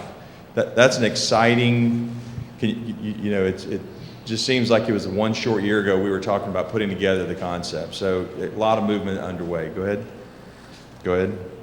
So this bus meeting, good to see fire chiefs, EMS directors, the operations guys actually sitting across and talking about their recent deployment and also how they're going to use it for major evacuation. But the difference between a no-notice response, right? That's a different thing when you're going out for 12 hours and you're just going to a big bus wreck maybe versus, going for an extended 7-day mission to do evacuations. Go ahead. This is a new logo you're going to be seeing a lot of, the Texas Disaster Medical System logo. We're proud of that logo. The 8 stars on the side reflect both the health service regions and the emergency medical task forces. And so there's a lot of symbolism to that we're proud of. You'll see that as a common thread across all of the different response things. Go ahead. The First Responder Advisory Council. This is the part that you should be most impressed with as GETAC. Chief Nim Kidd, who is now the Emergency Management Coordinator for the state of Texas, is adopting the GETAC process for TDIM. So DSHS is advised by GETAC. TDIM is going to be advised by these 3 councils, the First Responder Advisory Council, the CIKR, which is called the Private Sector Council, and the Homeland Security Council, which is made up of state agencies. Underneath that First Responder Advisory Council, they're trying to deal right now with statewide mutual aid, which the TIFMAS document helped with a great deal, radio interoperability, which the Texas Interoperability Coalition is working on, statewide identity and credentialing, and WebEOC. Go ahead. So I want to talk to you briefly about this because this is an effort that's underway as we speak, and you may not have heard about it, and I want to make sure it's on the record. The Statewide First Responder Identity and Credentialing Committee, I'm chairing that for Chief Kidd. The goals are to ensure responders are who they claim to be, ensure that they are qualified, ensure that they have authorization to respond to that instant. Go ahead. Allow interoperability with other state and federal responders, have a standards-based approach to insulate from proprietary solutions to drive costs down, to follow the NIMS guidelines. Go ahead. Find solutions that support routine day-to-day uses for these types of cards, as well as local, regional, and statewide disaster response. To ensure that physical access control, and that's getting inside your building, right? That's not, that's the day-to-day, the card you use to get into the building. We need to follow standards on that as well, which will help make things better for all of us. And to ensure field verification can occur in a disaster/communication out environment. Go ahead. Go ahead. So identity works like this. I can't believe, I need to know who you are. First and foremost, if your card says Mickey Mouse, I don't believe you, right? Everything else past that is invalid if I don't believe you're Mickey Mouse. Go ahead. Then you have an attribute. Am I a firefighter, a paramedic? Am I a nurse? Am I a doctor? Go ahead. Then I have to ask, well, are you supposed to be here? I can still be Eric Epley. I can still be a paramedic, but I may not get in. Identity is global. Access control is always local. Go ahead. You can't go, next slide. You can't go from one block until you've verified the block before it. So you have to know identity, then you have to know attributes, and then you decide on access. You do this when the cable guy shows up. The cable guy shows up, right? He drives up, you look at him, he says he's got a name tag, so you think he's really Bob. You look out, he's got a uniform, there's a truck out there that says Time Warner Cable. You pretty much have done that verification and identity, haven't you? It's a low-level process, but we do it. When you break it out in your head, you say, well, I know his name, and I know he's probably from Time Warner. He can come in my house. I allowed access into the house. This happens every day. Go ahead. State's own identity. They birth you. They give you a driver's license, which is ostensibly your ID forever, and they also kill you, right, with the death certificate. So they basically own identity. Go ahead. I-9 documents, go ahead. So who are the source authorities for attributes in our world? T-Close. They own law enforcement attributes, right? TCFP. DSHS, go ahead. So as we click a bunch, Victor. So as we start to put attributes on the card, we need these source authorities to participate. I've met with all of these source authorities in the last 10 days to a person, except for the Board of Nursing and the Board of Medical Examiners. They were not there. But T-Close, TCFP, SFFMA, and DSHS all agreed, at least in principle, that they would participate in the statewide identity and credentialing effort. So we're going to be able to put those attributes down and verify them on the card. Go ahead. All right. So the final thing I have to say that we've done that we're very proud of is a governance structure. You saw the buses, right? Do you realize I didn't know who to ask to get the buses stripes the same? Should I ask the rack chairs? Should I ask the hospital preparedness group? Should I ask GETAC? Should the disaster committee? How about TDMS? We had no idea who could actually finally approve what the bus striping looked like. That seemed to me a flaw, right? So we have built a governance structure over the last 4 months, and this governance structure at the local level will look something like this. A managers group that's operationally kind of deciding what protocols they're going to use, what the positions are, that kind of thing. The strategic group in the region will then do budget development, strategic oversight, legal and policy issues. Those are different people in most cases. Sometimes that may be the same people. Go ahead. Go ahead. I'll leave you guys a copy of this. Stop. So we also did this on the state side as well. There will be a statewide managers group and a statewide strategic oversight group. Is this starting to make sense? Go ahead. So each region, each EMTF region will provide people to the statewide managers group, go ahead, and to the strategic oversight group. Any questions on that? It's kind of fast, but I want to get through it. Go ahead. Go ahead. Go ahead. Thank you. So the disaster committee would like to, our recommendation is for GETAC to recommend that the DSHS Assistant Commissioner for Preparedness Response, who is actually the preparedness and prevention by the way, because he just corrected me back there. Acknowledges, supports, and participates in the proposed EMTF governance structure. They have helped us design this. They're completely aware of this, but GETAC, I have to give you some kind of formal process to follow. So that would be my only action item in the report. That's a tremendous amount of work, and wow, what a system. I didn't get a chance to walk through it, but I would encourage everyone to get in that exhibit hall and see what's set up in the back. And Eric, because you led the way and did such a good job, for those that don't know, we sentenced you to another term as chair of that committee, so that's it. Thank you, we appreciate your work. And that action item actually will show up as an item to vote on in February. So between now and then, we need to make sure that council members have copies of your presentation and people to contact if we have questions. All right, thank you.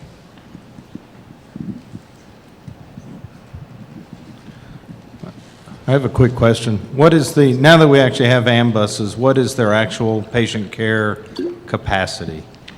We've talked about them before, but now we got them. Yep. So they can haul somewhere, depending on the configuration, between 16 and 18 people. They have advanced life support / MICU. We may have a picture of the inside of them. This is not something you want to put really sick people on, obviously. Go ahead. Is that 16 and 18 people or patients? Patients. Okay, and yeah, how many caregivers? That's one of the things they've been working out right now is a ratio, maybe a 4-to-1 medic ratio. So a crew of 4 with a crew chief and a driver is one of the things that we've been pushing for pretty strongly. Has at least one 12-lead fully functional MRX 15, M-Series, whatever. It will have, most of them have also purchased EKG / SaO2 / blood pressure wireless monitoring that will go on each bed. And that will go back to the medic station where they can see sort of telemetry from all the beds those are transporting long distances. So you don't have to walk back and forth. The AMBUS group, if you'd like, at the February meeting, I can give them a full briefing, have Dudley and some of the other guys from the AMBUS working group. They have a lot more knowledge about this than I, frankly, I've listened to them from afar. So DSHS has worked closely with this. These will be licensed as specialty ambulances. And in fact, I was just talking to Brett in the back. I think the packets are in and they're ready to be inspected.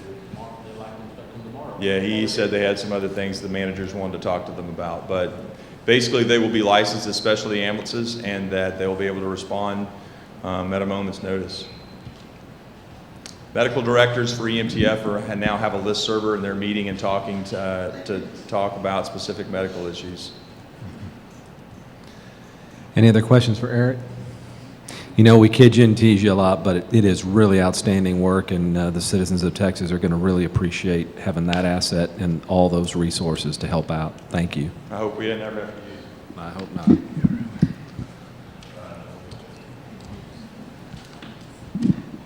Education Committee, Jody. Thank you, Mr. Chair. Education Committee's met twice since we last were here. We met Friday, October 14th at Brazosport College down in Lake Jackson. We also met again Saturday here. Our agendas were similar. We have been looking at the EMS transition courses, looking at the requirements and approval process for those of National Registry of EMTs for exam eligibility. This will primarily be for those people who want to maintain their EMS certification at the national level. We will be working with DSHS. This is kind of the initial discussion on looking at how we can assist with the hours, coming up with the hours, the composition of the courses. We will not make this tedious at all. We are looking to make this a CE process for those people who are already certified. For those programs who are already teaching at the national standard, we're hoping that all they would have to do would be to add that curriculum to the course completion certificate with a number of hours, and then they would be ready to go. We're also working on a checklist to help EMS coordinators once we get all of this ironed out so that the transition is easier for them. We found the easier the transition is for the coordinators, the easier the transition is for the coordinators to get that information to students, whether it be initial or continuing education. We've also looked at adoption of some name changes. This will have to be done from a statutory level, but as we look at the national standards and as we look at travel, as we look at what Eric is just talking about when we have to travel to other places and other states, we really need to make sure that we have kind of the same names with the same thought process behind what these levels of certification can do, but this will be an ongoing. We also took our final review of the 2009 Education Standards Gap Analysis. We have been looking at this for almost a year. We've gotten input from the EMS committee, got input from outside from some of the medical directors. This has been the large document with all of the skills. Because in Texas we allow first responders to transport, the Education Committee felt like there were some things that we needed to move over and some things that would be important to allow them to provide patient care, maybe a little bit beyond what we have done in the past. There were a couple of things with input from the other committees that we felt we needed to do, and there were pretty much three. First one was that we were going to take mask trousers and pneumatic anti-shock garment and remove that from the state SOP columns, period. That has been, minor consternation from some people who were looking at, thinking maybe we could still use those for pelvic fractures, but I think it's probably high time that we get away from at least teaching that. If that's something the medical director wants to do as far as credentialing, great. We also added urinary catheterization was added to 8 EMT and paramedic state SOP column. When we're giving diuretics to patient and trying to reduce preload, and you've got 15, 20-minute transport time and you're telling them to hold it while you're trying to increase the therapeutic, it felt like, that's probably not the right thing to do. So that was added as an initial skill for programs. Also, venous sampling was added to AEMT and paramedic. AEMT is the same thing as intermediate for the time being.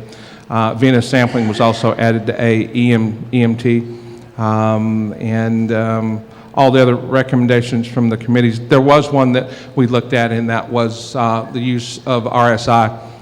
And the committee felt that even though that is a life-saving, very important skill, we also felt that the components of RSI are already being taught. We're already teaching airway management, we're teaching pharmacology. It's putting those together, and we just felt like that the base components there, but it would probably be best if the medical director made that a credentialing issue so that the right amount of continuing education was there with it. So we will be bringing this to the February meeting, Mr. Chair, for adoption by GETAC. We will make this available for public comment. DSHS will have the original copy, but we'd like to put that on the February agenda.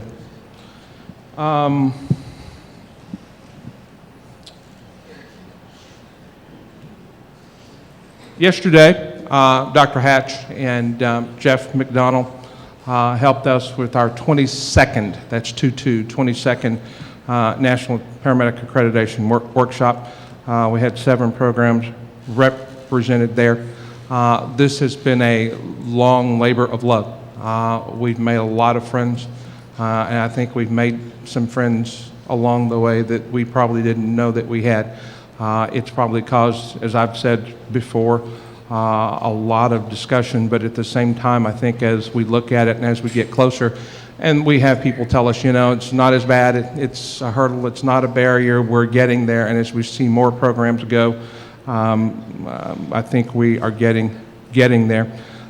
We had a unanimous vote to review the approval of changes to DSHS EMS Rule Title 25 of the Administrative Code 15732, entitled EMS Services Education Program and Course Approval.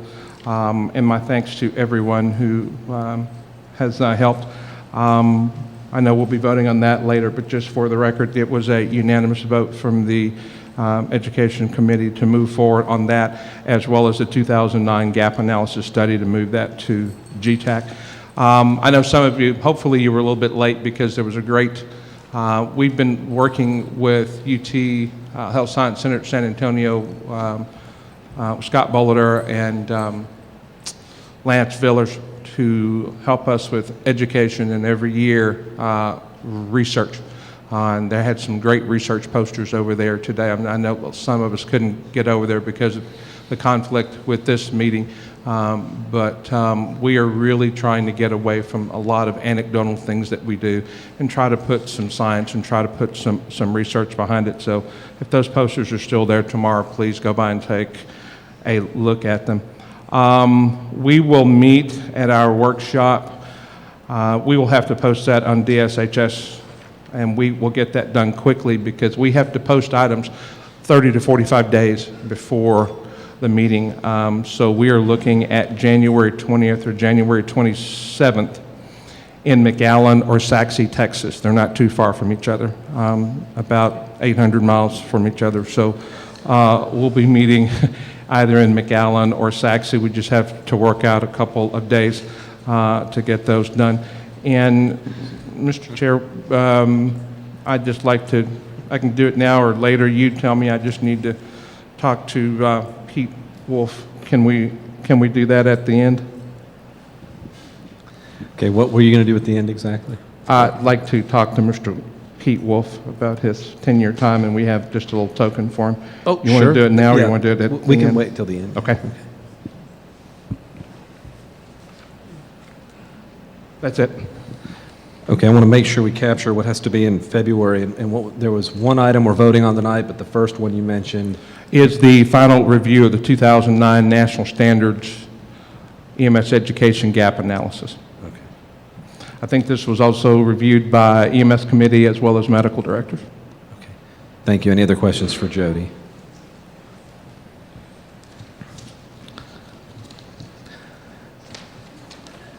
Right, next we have the EMS committee. Dudley? Howdy, how y'all doing? EMS committee met on Sunday, yesterday morning, and had a number of things on our agenda. The first thing was the gap analysis that Jody was just talking about. We thank the education committee for taking our input. The three things they were on there were things that we wanted addressed based upon things that were in the gap analysis. There were some other things that we had some questions about and maybe some concerns about, but I think the education committee made some pretty wise decisions in trying to leave that to individual medical direction and credentialing as opposed to education. I think there's some value there, but there's also some issues I think maybe not necessarily addressed in the primary education of our certified personnel. So, but it was good dialogue back and forth, and we and the changes they've agreed to make from our list, we certainly appreciate. And the EMS committee supports the passage of that in February as well. The paramedic program accreditation update, we discussed that, talked about the now 22 workshops that the education committee has done, talked about the last year of meetings and discussions and debates and other things that probably are not appropriate in this quorum or this forum to get this issue out. I kind of compared it in our meeting. If anybody's ever had emergency medical dispatching, they teach you how to calm down the 911 caller. And then they tell you as an operator that you have to be ready for what they call the re-freak, which is when you ask them to go stop the bleeding or start compressions on their loved one and they realize their loved one is dead, they freak out again and you have to calm them down a second time. And although I've been kind of saying this was a re-freak moment for us, I think it was pretty predictable. That's usually how we operate. The people who are the most in the know start really moving forward with something, and because we lack good, solid, viable ways of communicating with all the EMS certified people in this state, no matter what that topic is, it could be giving free donuts away every morning. Somebody's going to get upset and mad about it and think that it's going to hurt them, and some people are going to be really happy about it. And so the last year's been really painful for some of us, but I think we're at a point, I think the work that DSHS has done, the work the Education Committee has done, and the work that our work group did has gone a long way to making this a better process for everyone. And so we also reviewed Rule 15732. We had a discussion based upon the rest of our rule suggestions to DSHS in Chapter 157, where to provide consistency strictly off of what the EMS committee had suggested we do in those rule revisions, which is in places where it says National Registry or it talks about other specific vendors to the state, that we take that out and use more generic language. In 15732, it's in there. It says COA EMSP or a national accrediting body recognized by the department. And we had a discussion with staff about taking that COA EMSP out of there because we'd also recommended the word National Registry come out and things like that, just to keep vendor names out and to keep it kind of gender neutral, so to speak. At the end of all that discussion with the EMS committee, we also approved unanimously to move that rule forward to GETAC for approval. And so that was on our agenda. We talked a little bit about our Chapter 157 rule recommendations. We got those in on time. We had quite a few of those. We worked pretty hard. We had about 6 meetings all over the state of Texas to get as many EMS providers involved in that discussion as we could, and got a lot of really good, strong suggestions about getting those things up to date and a lot of things addressed that a lot of folks see around the state. So I thought that was a great process, and I thank DSHS for that. And we look forward to the next round. And we also had a discussion in August at the GETAC meetings and one of the committee meetings, and it may have been the cardiac committee, I don't know for sure. But there was some discussion had about should Texas look at requiring folks who become nationally registered to get certified, having to maintain that national registry throughout their career as an EMS certificate.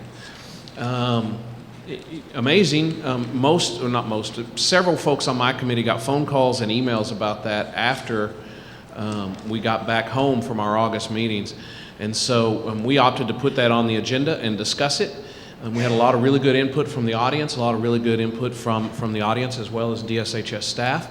And there's a possibility we think that may have been turned in as a rule revision request from one of the committees. Of course, we don't know that, but we're pretty certain that came from the cardiac committee, and I think it came up again this session. So what we're going to do is reach out to them in February and try to have a face-to-face discussion, because there was nobody in there from the cardiac committee at the time we discussed this, kind of see what it is they're hoping to address or achieve with that, and see if we can't start trying to address that early on before it comes out in the rule revision, and that way we're not caught by surprise or flat-footed. There are a lot of folks, and if anybody's interested in doing this, there's a lot of EMS agencies that are going to put together some cost estimates or some cost analysis of what they think it would cost them to maintain that. Maxie advised us that if that were to happen, chances are it would be anybody who's currently certified would be grandfathered in that process, but there's still going to be a cost of maintaining national registry because a lot of agencies in the state don't do that.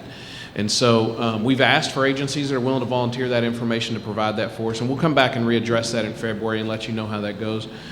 Got an update from EMS for Children and the update from the Registry Solutions Work Group.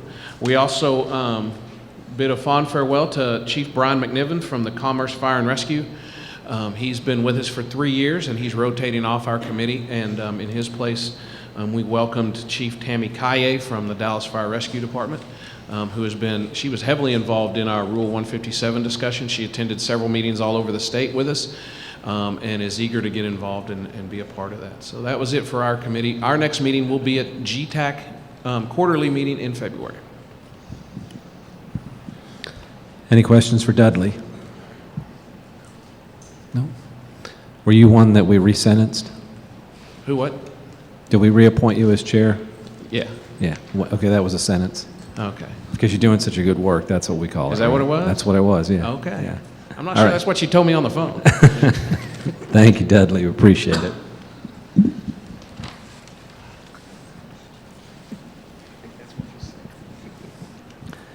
Next is injury prevention, and it says Rick Moore on your agenda, but that's really Shelley Stevens Stidham. Or anyone from injury prevention.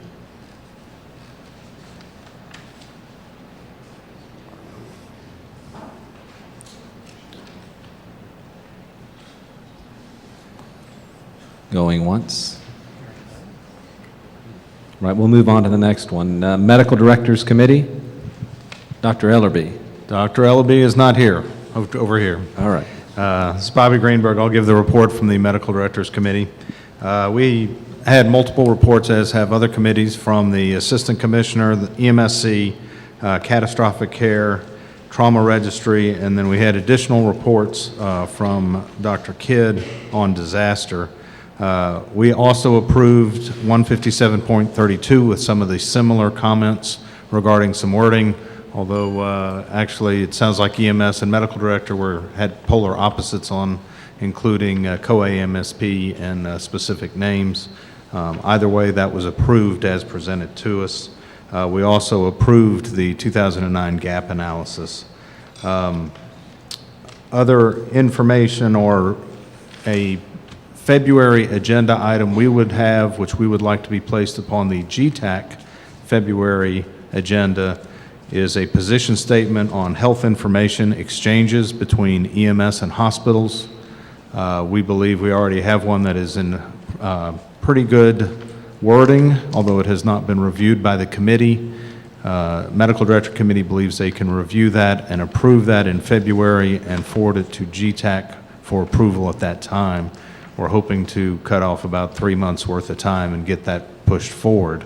That position statement will have to do with information or ask DSHS to disseminate to hospitals that it is not only okay but expected that they will share information with EMS services.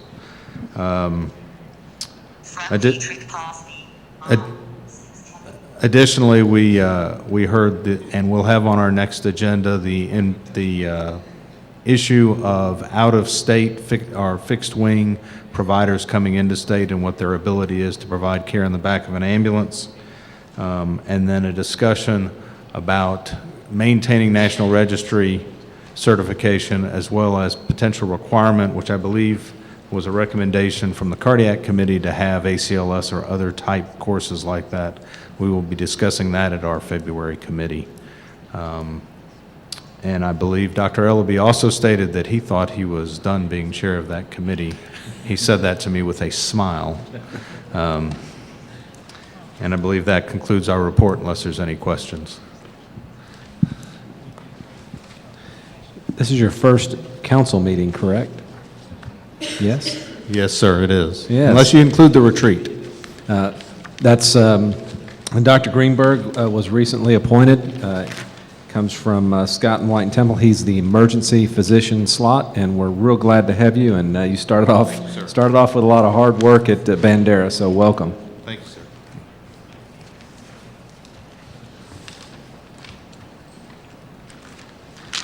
Next is pediatric, Dr. Macias.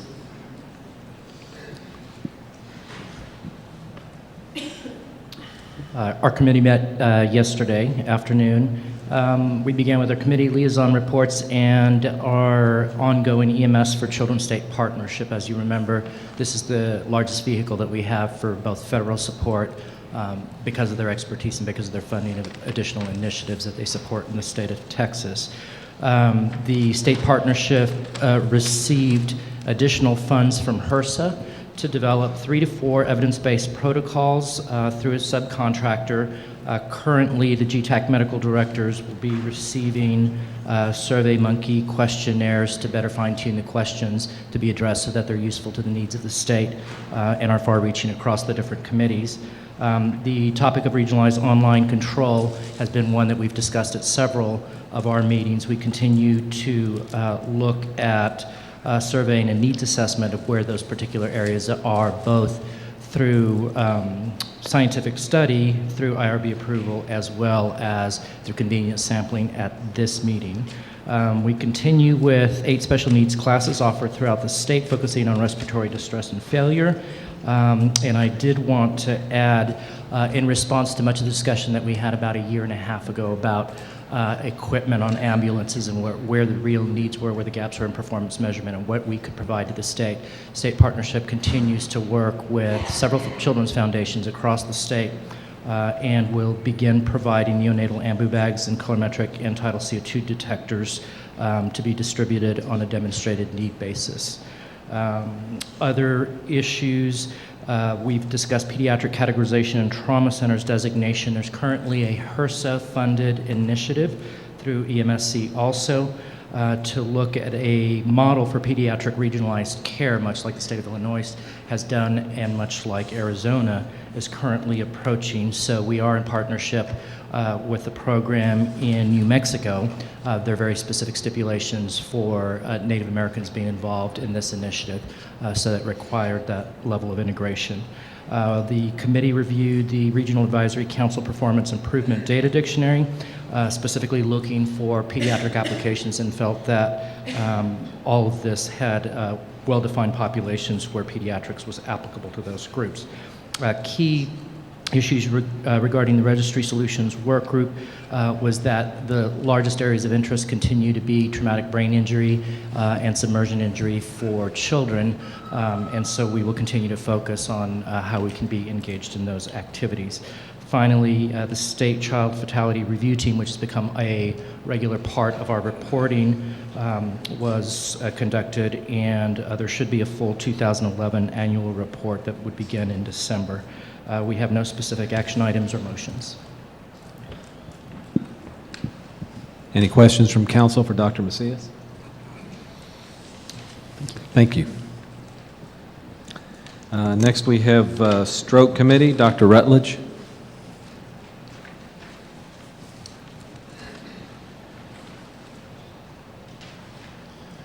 Good evening. We met Saturday, and our committee discussion items were basically reviewing the timeline of the TAC changes.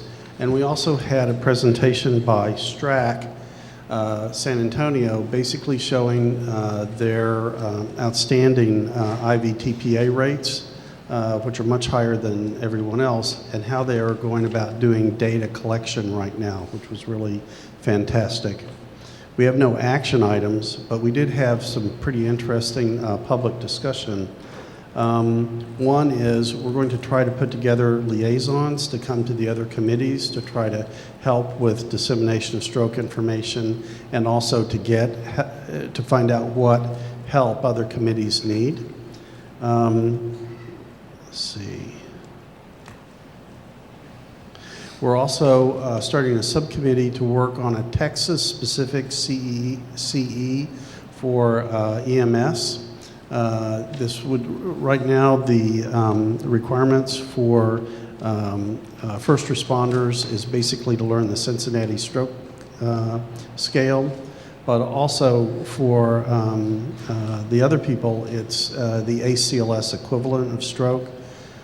The idea behind using ACLS was to make it very easy for medical directors to check people off, but people have requested, and we'll try to put together a specific education packet that could be an alternative way for medical directors and people to use if they needed. Next up, we had a presentation by Yoder Dror, who's the president and CEO of DNV. They're an international certification company. And basically what he was telling us was they, working internationally, they're going into China right now to help them develop a stroke program. And the Texas Stroke Plan is going to be the model for China's stroke plan. This is because China and Texas are very similar, although maybe we're bigger. They both speak Chinese. Say. They have very similar issues. The coasts are very urbanized and high density, and then they have rural, frontier, and border areas, and so we are their model, which I thought was pretty interesting. At our next meeting, Border RAC is going to do a presentation on how they have worked to get public recognition of stroke, to get people to call 911. They have a very effective program. And then STRAC again is going to do some presentations on TPA. The other thing that came up was there were some requests that we develop a list server for the nurses that were doing stroke programs throughout the state. TTAF already has a list server for stroke coordinators, but if there continues to be issues, we'll develop a separate one. And that's my report. Do you have any questions so far? Apparently not. Okay, we'll see you in February. Thank you, sir.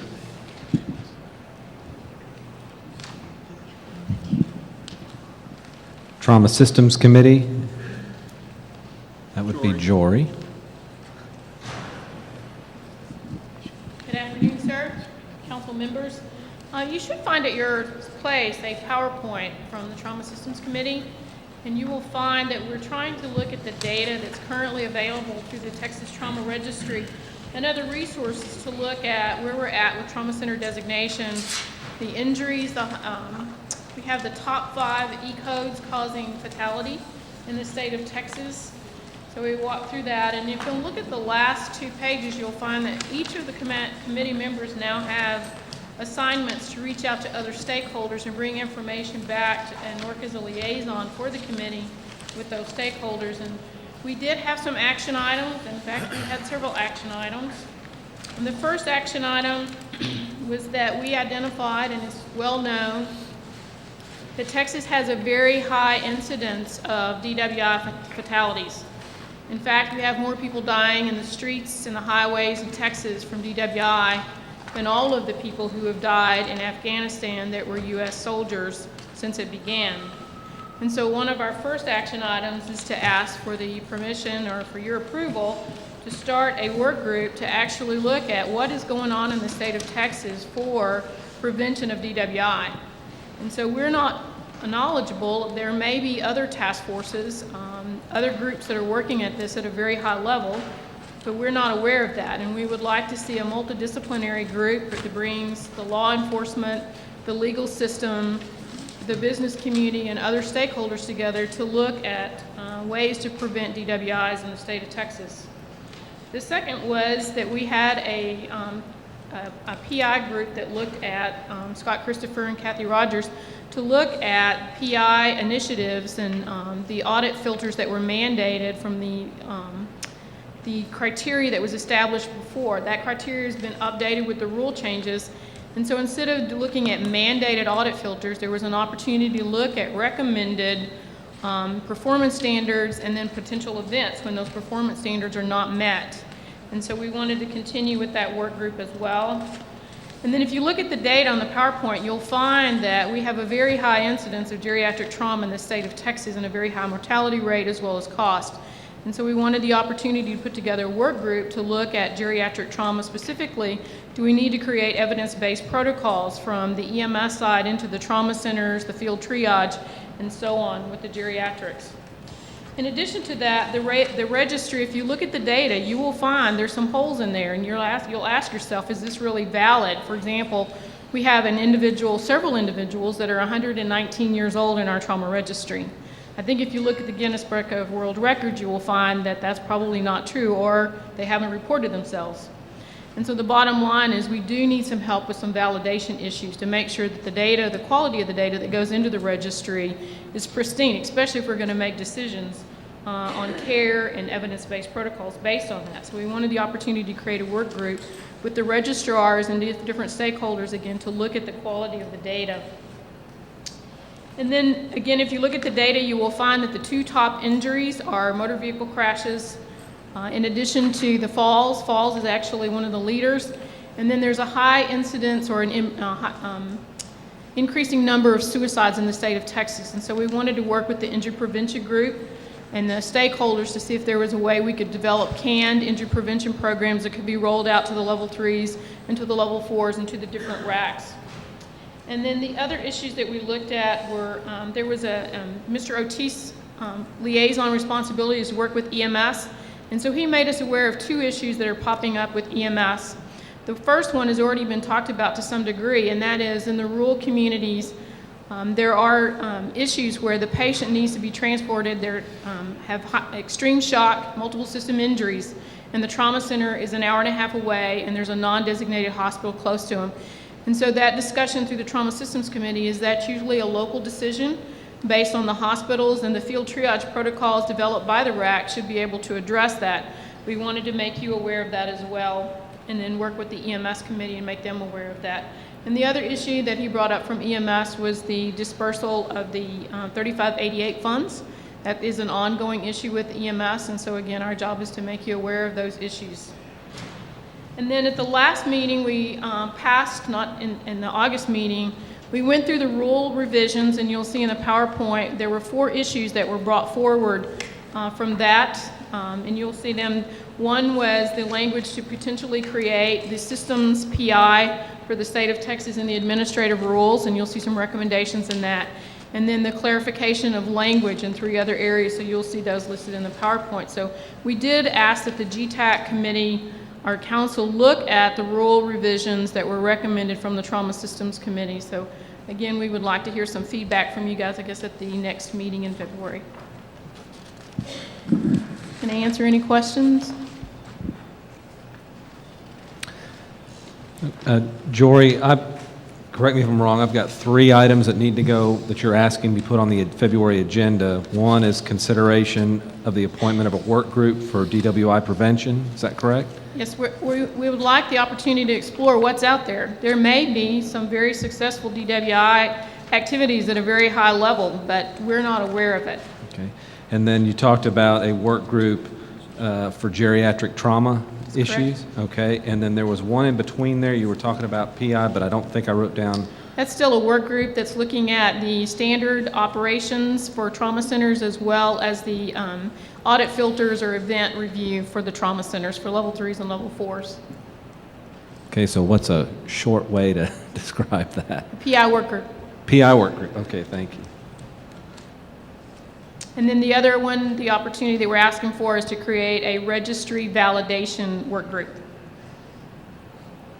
We want to make sure that the data that's going through the trauma registries into the state registry is validated and accurate so that we can make good decisions based on information. Okay. Thank you. Any questions for Jory? And thank you, Jory, for accepting the position of chair of the Trauma Systems Committee. We appreciate your work. It's my pleasure, sir. Thank you. All right, next we have GETAC liaison summary reports. Dinah? Good evening, everybody.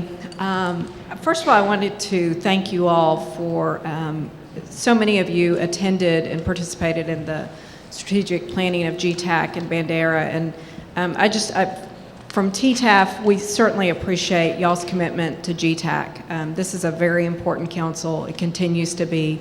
And I know with y'all's commitment to continue to support it, it will continue to thrive. So we appreciate that.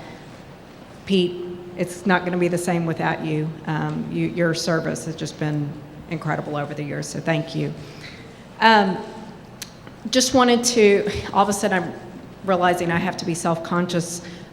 Right in front of me is a teeny tiny little camera, and I don't know if any of you have pulled up the web stream this time, but with each time that we've done this, Russell Thrasher and Jason Meredith back in the corner, they are just incredible with what they are able to do.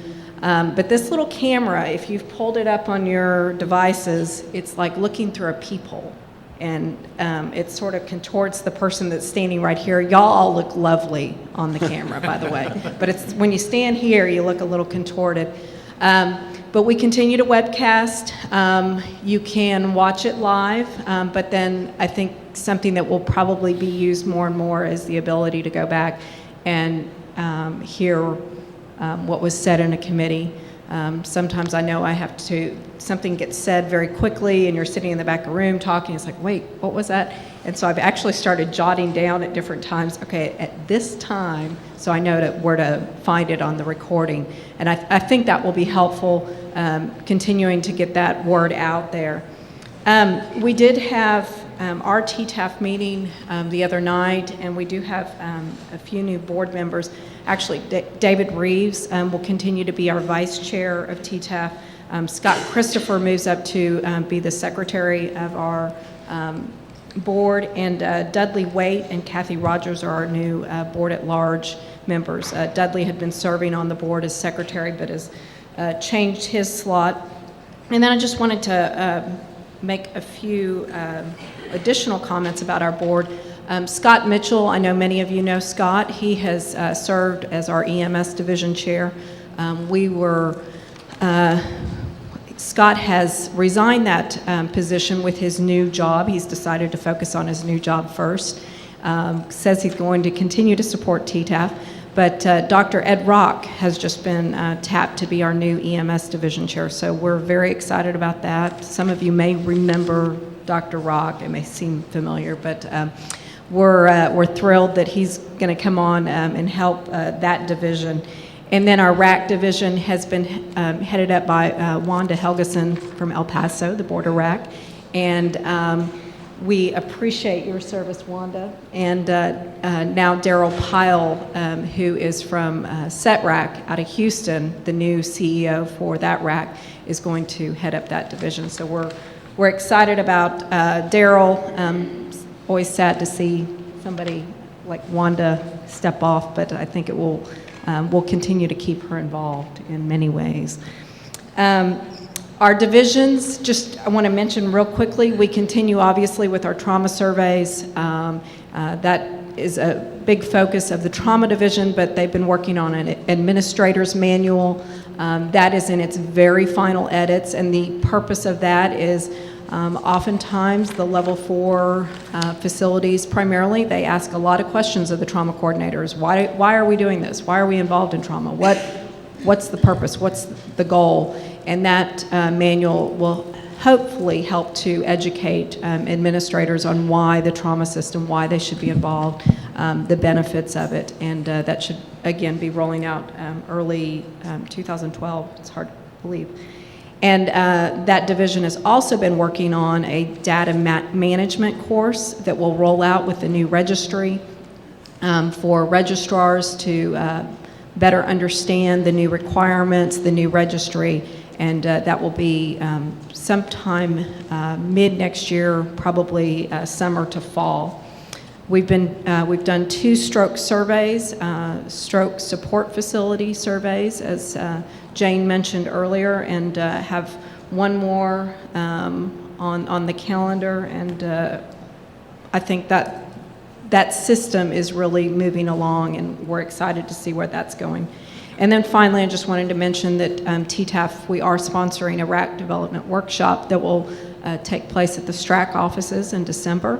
And that will bring all the RAC chairs and EDs together to commiserate, talk about the unique issues that they all deal with. That is all I have. Again, thank y'all for your time, your service, and if I can answer any questions, I'd be happy to. Council have any questions for Dinah? Thank you, Dinah and TTAF, for all your support, and especially the broadcast. I know I've had more than one person tell me they appreciate being able to see this on the web.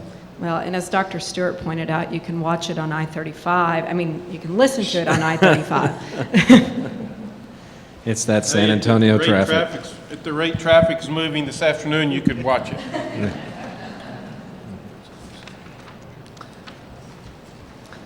Okay, next we're on page 2 of the agenda, and item 1 is review Department of State Health Services EMS and Trauma Systems Rules, published in Title 25 of the Texas Administrative Code, Chapter 157, Section 157.32, entitled Emergency Medical Services Education Program and Course Approval, and consider recommending adoption of changes proposed by DSHS staff. Do you have anything? No? Mr. Are we waiting for a motion or we?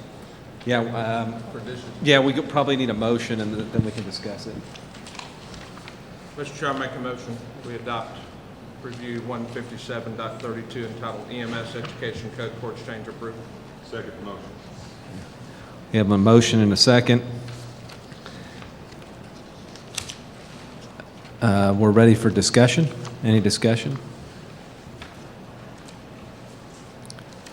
I would like to echo what the EMS committee brought and just kind of ask in an open forum, when rules are written and updated, I would like to kind of get the thought process behind putting specific ancillary organizations in there, as it hasn't really been something that's been done in the past.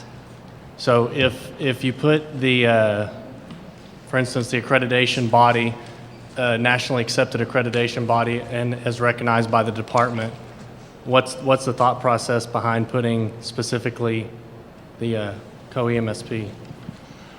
Because that's the only recognized organization at that time. It's no different than hospitals do with JCO and some of the others. Interestingly, the medical director committee, we had the exact opposite. We wanted to know why the and other recognized bodies was put in there when there only was one. So I think now the state's kind of stuck between two different committees with two different approaches to that. The medical directors committee was concerned, or I'll say I voiced it, because we had a similar instance through the Texas Medical Board where an organization came through and said, hey, we're the same. And they got quickly approved when they were truly not the same as what was considered the gold standard.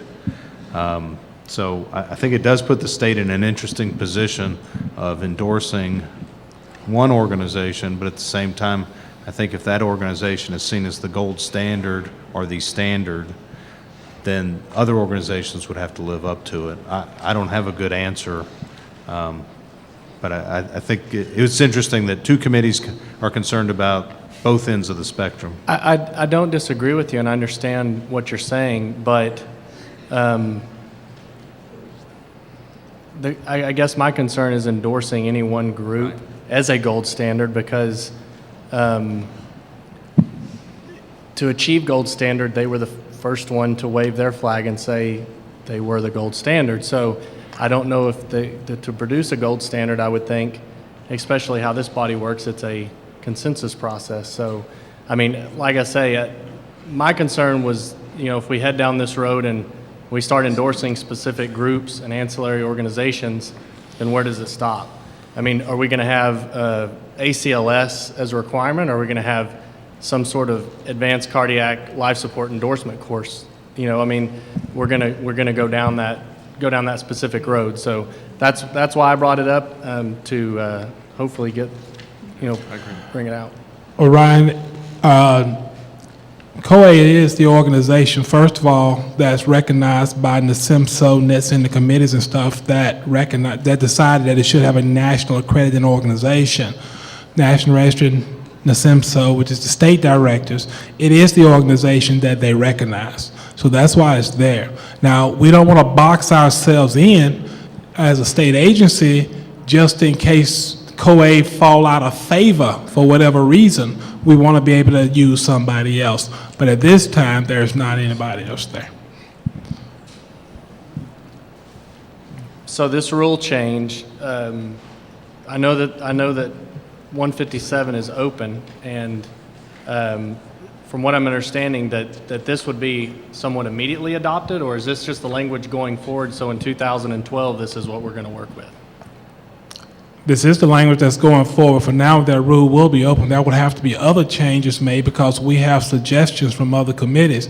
We just want to go ahead and get this particular rule pushed because we need to, first of all, require accreditation as well as adopting the national EMS educational standards. Okay. And change EMT, take the basic out of EMT also. That was noted. All right. Chief? Yes. So, I mean, I may just be confused, but it seems like to me there, and y'all feel free to correct me, but it seems like there already is language in there. It says, or a national accrediting organization recognized by the department. That's a qualifier. Right. That seems like it leaves some flexibility. Doesn't sound like there is any flexibility, but I mean, right. It's an option. Right. It is an option, but to me, it seems like a redundancy. In other words, I mean, it may be a moot point, but it is a redundancy. If you recognize that you don't want to put yourself in a box, then I can appreciate that point. So don't put yourself in a box. But if you're not going to put yourself in a box on this issue, you know, like I say, I mean, I understand they're the gold standard, and there are a lot of people that have backed that, and I respect that and appreciate that. But I'm more talking about philosophically going forward when we specifically name organizations that are ancillary to us, to Texas governing themselves.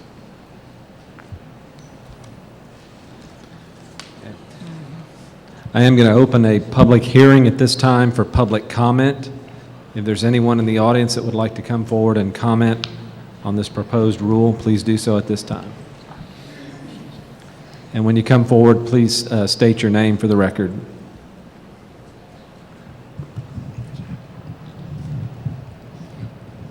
It won't go up. My name is Joe Hamilton. I'm the program director of the San Jacinto College program, training program in Houston, Texas.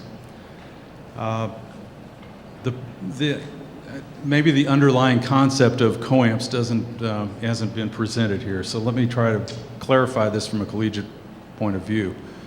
COAMPS does not accredit paramedic programs.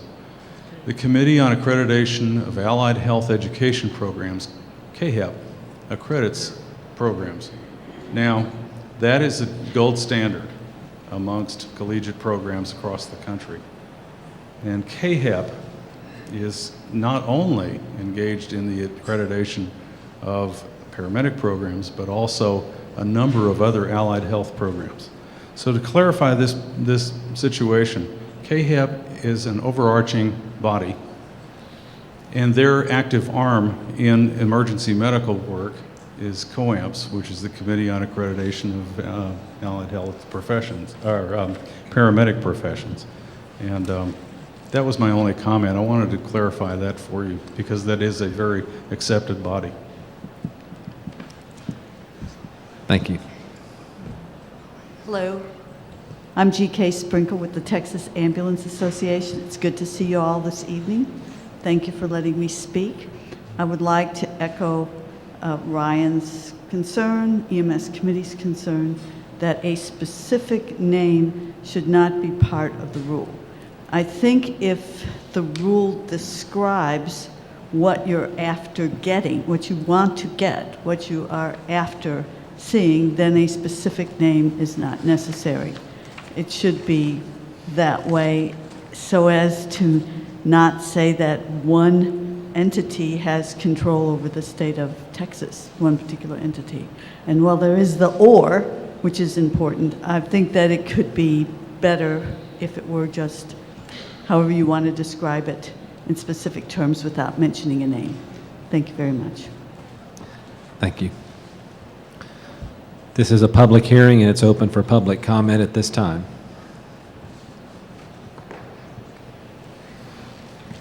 Is there anyone in the audience that would like to address this agenda item regarding 157.32? Sure. Chief, what is the status of all the other recommendations that have been sent to DSHS? Do we get a chance to see this rule again or not? Yes, you do. This portion of the rule is being moved, sorry, Ryan. You're all right. This portion of the rule is being moved forward at this time because we felt that it was important that we identified January 1, 2013, definitively in the rule that at that point in time, paramedic training programs had to be accredited in the state of Texas. The language changes that have been made into the rule at this point in time have been done so that it addressed that 2013 deadline. When that becomes effective, it needs to become effective before the due date, okay? That's why the section is going forward. We can still edit and take recommendations and change the language in the whole process of reviewing and editing Chapter 157. So this isn't the last time you will see it, okay? But we felt like it was very important that for the stakeholders and for the training programs in Texas, based on the medical directors and education and this council's guidance to the department that we have that 2013 date in the rule. That is why you're seeing this rule packet today. I'll ask for public comment one more time, and then I will close the public hearing. Seeing no one coming to the microphone, I'll close the public hearing and continue council discussion if there's any discussion. Call the question. Have a call for the question to recommend adopting changes proposed by DISH's staff for section 157.32. All those in favor say aye. Aye. All those opposed, nay. Motion passes.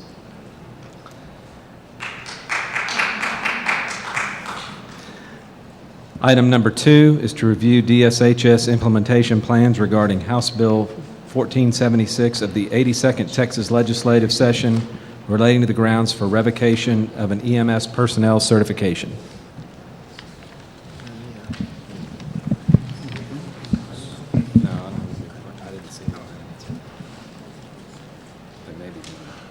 We just wanted to bring this to you all so you will understand the position that we're in and how we're going to resolve it. House Bill 1476 was passed by, presented by Representative Riddle. It actually passed, and what it does is, you know, we had a statute that says there were certain crimes, if a person is convicted of them, which was future tense, that language was changed to has been convicted, which make it, if they've ever been convicted of these things, which capture people who may have been convicted 15 or 20 years ago of certain crimes. When they passed this, and it's in statute, they gave us no funds. Therefore, we have to find a way to resolve this issue and how we're going to handle it. So what we're going to do is, as people come up for recertification, we will do background checks on them. If we get a hit for any of those crimes that's in statute that will that a person has been convicted of, we will move for revocation. And even if they've been in EMS for 10 or 15 years and they've committed these crimes, we will move for revocation. Now, of course, we have to follow the process for that. We just can't take the certification there. We have to issue an NOV and go through the process. So we just want to make, and also if there is a complaint against a person that have these crimes, we will investigate them and move for revocation also. A caveat in this, you know, we were thinking about having everyone fingerprint and stuff. That's a cost and a big cost for some providers. So we decided to do it over the next 4 years as people become up for recertification. There is another part of the statute that talks about we can't ask someone to furnish us the information if they've already given us this information. Okay, so now we have to actually do it, the best way we feel to do it is through the recertification process. Then we would have to do the investigation. Then we will require that individual to go get fingerprinted, but we won't be able to ask that individual for the information. But if it comes up that he have that hit, then we will move for revocation. That's one of those catch-22s in statute. Mr. Chairman, ask a question. So Maxie, if they have that if they have presented that information once, you can't ask for it again during that certification period. I just want to make sure I'm... Not during the certification period. We can't ask for it again. Period. It didn't qualify that in statute. So let's just say you accidentally misplaced it 5 years ago. Does that mean it's gone? It's gone from the department. Right. Yes. So that person could theoretically make it so it never happened? No, because when they get fingerprinted, it'll show up in their criminal history. It'll show up when we do a criminal history check, it'll show up. So even though we can't ask, if they sign the form either electronically or in person and send it back, then that would be, let's say, falsifying a government document. I don't think that's that much of an issue, because once we do the criminal history check, then we will require them to go fingerprint. If we get a hit, we're going to require the fingerprint. Yeah, I'm just concerned that once it's submitted, it's not kept, it's not filed, it's not secured. I guess that's my question or thought. No, you have the government code that talk about records retention. We can only keep records for a certain amount of time. Right. Right. So once we discard it, it's gone. But during that time period, you have it? We have it during the record retention period, Okay. yes. Okay. Let me make sure I understand this. Now, we fingerprint only our new applications, correct? I'm sorry? We fingerprint only new applications? Yeah, we require all initial candidates to be fingerprinted. We also require anyone coming in for reciprocity and anyone that we have a criminal hit on, then we can require them to go and get fingerprint. Do you see any additional costs being brought to bear on the person being recertified because of this? I'm sorry, what's that? Do you think there'll be any additional costs that come about because of this process? If they have to go get fingerprinted, it will be that cost, yes. And it'll be passed on directly to the person? Yes, who's the individual, applying yes. for recertification?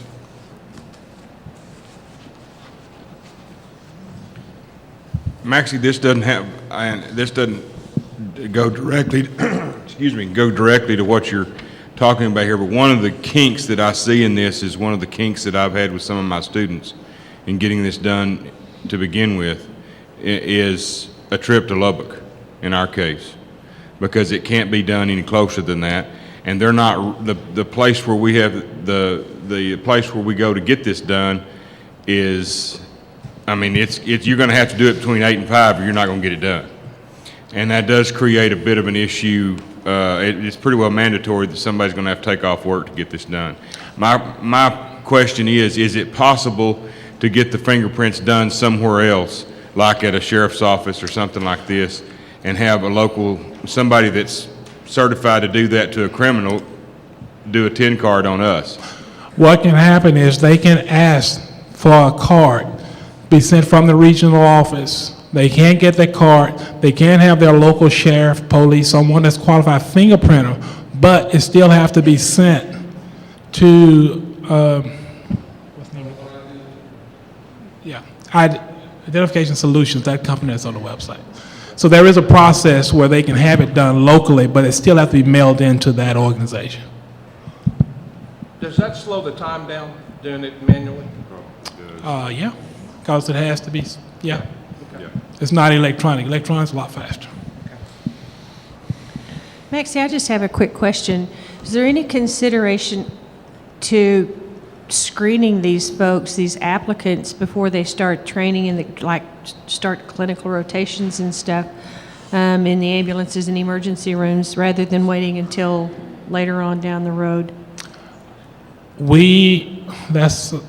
You can do it, a program can do it. They have a right to do it, but technically they're not a candidate for certification until they've completed the classes, so we can't require that. Okay. But a program can, and most of them do, because certain felons and stuff, they can't do their clinical site, so they have to have it done. Thank you. And we've talked about that quite a bit in the past and stuff, and as he stated, there's nothing that DSHS can do, but we as employers or colleges, educating entities, probably owe it to the students that are enrolling to say, you know, here's a list of requirements and places that you have to be in your life.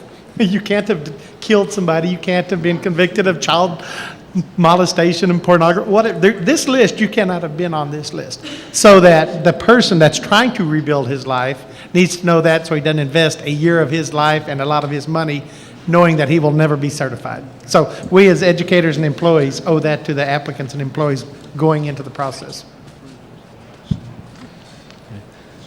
I believe y'all correct me if I'm wrong. This also is for public comment as well. It's listed under those. Or is it a chair discretion? You certainly can. It's kind of, this is The way it is. the way we're going to implement it. It's about the only way we could implement it. Any other action we need to take, or any other questions for DSHS staff? Ron. I have a question with respect to trauma systems. The trauma systems motion, it was my understanding that committee chairs had the discretion to create work groups, and that they could create a work group that, as long as it reported to the committee, I may be incorrect, but that was my understanding of that. In other words, I'm not certain that GTAC has to approve those work groups. Am I incorrect? I think what they were asking for was interdisciplinary that wasn't within one committee, if you're talking about Trauma Systems Committee requests. Yes. So that would make sense to me, interdisciplinary things. What about work groups? Can those committees form work groups that address specific tasks and report back to them? It's my understanding that the committee chair can create a work group made up of members that are from that committee. Okay. As long as that committee or subcommittee doesn't equal a quorum of the regular committee. So if they needed to pull in additional people to work, say, audience participants or SMEs in that area, they could do that, but they need to be careful that that subgroup does not equal a quorum of the seated committee. Does that make sense? Okay. All right, In other words, I'm trying to look for a way so we don't have to vote and approve on all those things. I would recommend when the agenda is made next time, we vote on the interdisciplinary things, and there's some of those committees that could be purely done with work groups that could be done purely with respect to trauma. Okay, thank you. Is there anything else from item 2 of the report from DSHS? Anything else from council on that item? Okay. The next item was review our GTAC strategic planning session, and I pulled chair privilege and moved that up to the very beginning of the meeting. And so we don't need to address that unless there's any council member that needed to. Okay. And then at this time, we'll take general public comment. So if you'd like to have a general public comment on anything the council can do for you, please come forward and state your name, rank, and serial number. My name's Dudley Wade, and I'm just the guy who likes to come up and talk a lot. Because, I really don't think these meetings should get over any sooner than they absolutely have to, because I just live for moments like this, as I know all of you do. Oh, sorry. 2 or 3 things I wanted to bring up. One, on the background check issue. The reason that's come up is that law that they referenced. 2 sessions ago, we passed a law that said if anybody had been convicted of a 3G crime, which we affectionately called the 7 deadly sins, although there's like 9 of them, and it's the really bad felonies, could not be licensed. But there was a date issue in there because it got combined with a bill about sexual offenders. And so the way that it was interpreted and being enforced was that you had to have committed one of those 3G crimes after September 1st, 2009. And the desire of the stakeholders who put that forward, trying to increase the level of accountability in our profession, felt that if you'd ever had aggravated sexual assault of a child, you had no business being a licensed healthcare provider in EMS. So we went back to the legislature in 2011 and had them change one word. It was either and or has been to is or something. Anyway, it was literally one word change in the law so that it could be enforced upon anybody who was currently certified prior to 2009, or if they committed murder in 1972, they still could not be certified in 2013. What that has caused is this background check on currently certified people. The background check on new folks, they're already doing. But this caused the background check on all of us currently certified people. There's some stakeholder groups going to work because there's a burden on DSHS, as the other state agencies have, that if, let's say, in a couple of y'all's case, you're a certified firefighter, and to get that, you had to have a background check, and then you went to paramedic school, and to get that, you now have to have a background check, and then you're going to become an arson investigator, so you're going to go to police school, and you have to have a background check because they can't share them. So there's going to be some work, I think, in 2013 maybe to try to push a bill forward, maybe, if the stakeholders think that's a good idea, so that if you do it for TCFP, DSHS can see it. Or if you do it for DSHS, TCFP can see it. So that we stop this insane background checks and rubbing people's fingerprints off by checking them so often as they progress through their career. So anyway, that's kind of where we are, and if that gets done in 2013, that's going to be halfway through the next 4 years of recertification cycle, and so there may be some background checks they'll have access to without having to go out and anyway. But that's the reason. It was a recatch of the law that we passed that we had passed in 2009 to help clean up our industry and to give them the ability to pre-check people before they went to school. Second thing I want to bring up, and Jody mentioned this, although I appreciate the meeting being moved earlier, I think that was fantastic because there's a lot of folks that want to go right now while I'm speaking, wondering when I'm going to shut up so they can go to the parties. There is one thing, and that is if we're going to continue doing that, which I think is great, is make sure we get a little more notice. The poster session that was going on at 4:30 was slated to be done in time for the 6 o'clock GETAC start. It's amazing this year. Last year there was quite a few posters and a few people going around and getting presentations. There were so many people to see the posters this year, they had to divide them into 2 groups. So literally there were 40, I didn't count. I'd estimate 40 to 50 people down there to see the poster presentations. So that thing is growing. It's exactly where our industry needs to be. And anything we can do to help promote that and make sure they have that time is going to be killer for us as we go forward. Otherwise, y'all have a great Turkey Day. Thank you, Dudley. Anyone else would like to address the council? Hello, G.K. Sprinkle. I'd like to say how much the Texas Ambulance Association is supportive of the way that DSHS is going to go about implementing this new law about doing the background checks. When we suggested that that change be made because of the snafu that happened in the original passage, we had always assumed it would be phased in. And the only reason it didn't pass with a phase-in written into the law is that the way it was written, it got a positive fiscal note, and so, I mean, a good fiscal note as opposed to a bad fiscal note. And so they just went forward the way it was, but we always assumed that DSHS could be able to implement it through a phase-in, and we consider that to be appropriate for taking care of this situation. Thank you, GK. Is there anyone else in the audience that would like to address the council?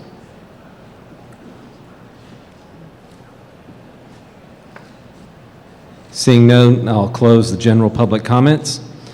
I want to double check and review the list of agenda items for next meeting. I have the Emergency Preparedness Committee wants our support of the ETMF function as an item.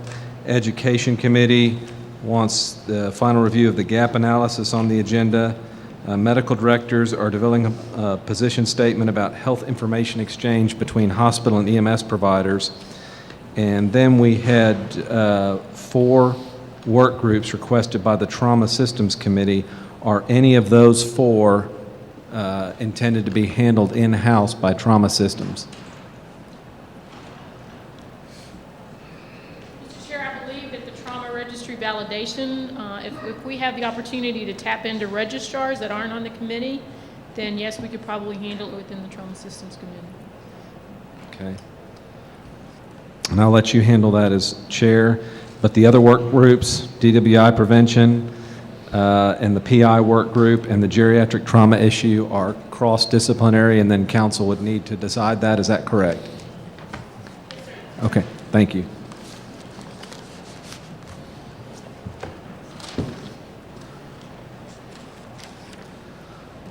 All right, and now we have any comments from the council about any item they'd like to bring up?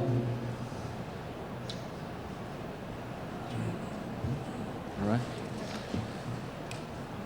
You may. Did you have something? No. Oh, okay.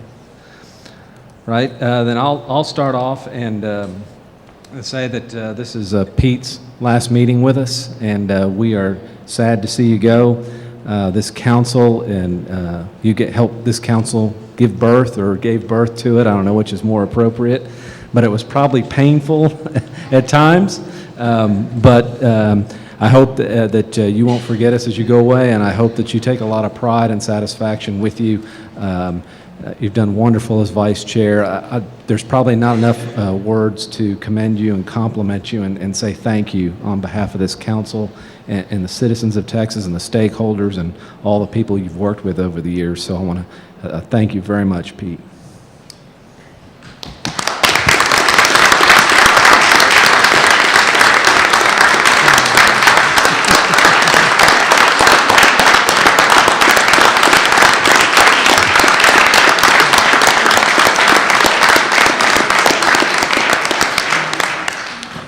Thank you, Vance. Thank all of you.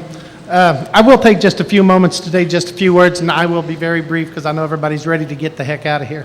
12 years ago when we started, GETAC first formed, and I remember the first few meetings that we had, very contentious, and there's quite a few of you that were here during those first meetings. People lined up at the mic down the hall and around the corner, and I'm not real sure there weren't some of the people packing weapons because very, very hot, heated arguments. And I tell you what, this council and all of you as part of this group have come a long way from where we started and where we have really gone. We've accomplished a tremendous amount of things, some minor, many of them very huge. And looking back over from year to year, it's obvious to see that we've grown tremendously as a direct result of a lot of the participation, not from this council, but from everybody in this room and everybody that's been active and participating for the last 12 years. I will say to my fellow council members, it's been a privilege to serve not only with you guys, but with everybody that has served on this council for the last 12 years. I would encourage all of y'all to really, really understand the importance of your position. It's a government or governor appointed position. I think some of us sometime may overlook the responsibility that goes along with that. I know we're all tremendously busy, but 3 days worth of meetings that usually make up a GETAC quarterly session are vitally important. All of these people out here in the audience, everybody that comes to these and spends a lot of time and a tremendous amount of their own personal money come to these meetings. So I really encourage you, and it is a privilege to come and to serve these. We have to go to those meetings and attend those meetings so that when we are here voting as a council, that we're educated on what exactly is going on and how they got from point A to point B to point C, and we're finally at point Q and voting on this. And rather than re-educating ourselves at the council meeting, we owe it to our constituents out in the state and representing all the different entities to be part of that process. Now, I know that we all can't be at every one of the meetings, but I think we do owe it to them to be the ones that affect us, and especially the groups that we represent, and that we are ultimately and intimately involved with. In my positions within GETAC, of course, I've been on 12 years, 2 terms, had a tremendous amount of time to think and to do a lot of things. Served as chair on the EMS committee for many years, numerous task force in different organizations, served as Dr. Rock's vice chair, also served proudly as Vance's vice chair and the interim chair between the 2 gentlemen. I can assure you this is a true labor of love, and I've never been more proud to be with a group and an organization and that affected so many lives and so many individuals and professions across the state. This group here, the dedication, the work, it's truly humbling just to be a part of that and to be a brother with everyone out there. So I love you guys. This is a great opportunity, a great group to be a part of. And I hope that I just contributed a fraction to the process and to the good and to the evolution of EMS and trauma services in the last 12 years as what I've gotten back from all of them. And my final saying, my final message would be is everything else that I've taken out of this and everything that I feel that we've accomplished is small compared to the relationships that I've developed, the people that I've met, the movers, the shakers, the true leaders of EMS, not only in Texas. Texas is leading the nation. So the true leaders and shakers in the United States in EMS and trauma, and I'm proud to have been a small part of it.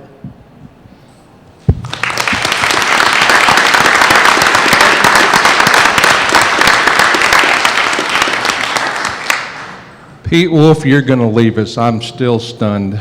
I will tell you, JFK once said that leadership and education are indispensable.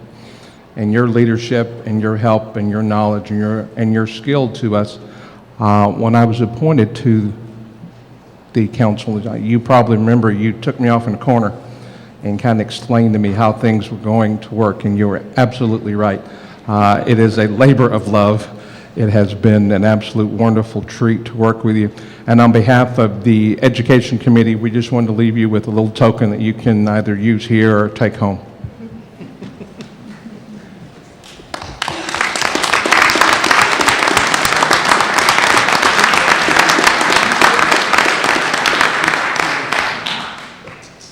He's kind of scaring me. He says I can open it now or open it later, and Later, Pete, later. No. Later? No. Doesn't matter. Well, a bottle of bubbly. I want you to take that champagne home, chill it down, and just thank, and we also thank Wendy for her time for letting you come up here and us abuse you. Thank you, and that is a very good point. I will bring the wine home to share with my wife, Wendy, who has put up a tremendous sacrifice to allow me to come and spend a tremendous amount of time over the last 12 years.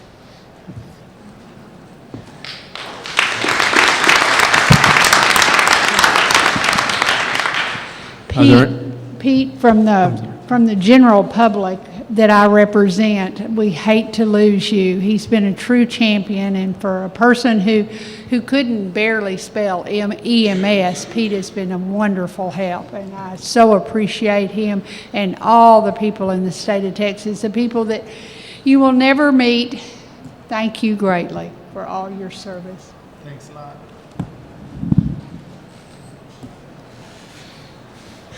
Is there any other comments from council? All right, well, I always remind everyone to love and respect each other on our journey together. I hope before you run out the door, you come up here and give Pete a little love. Thank you.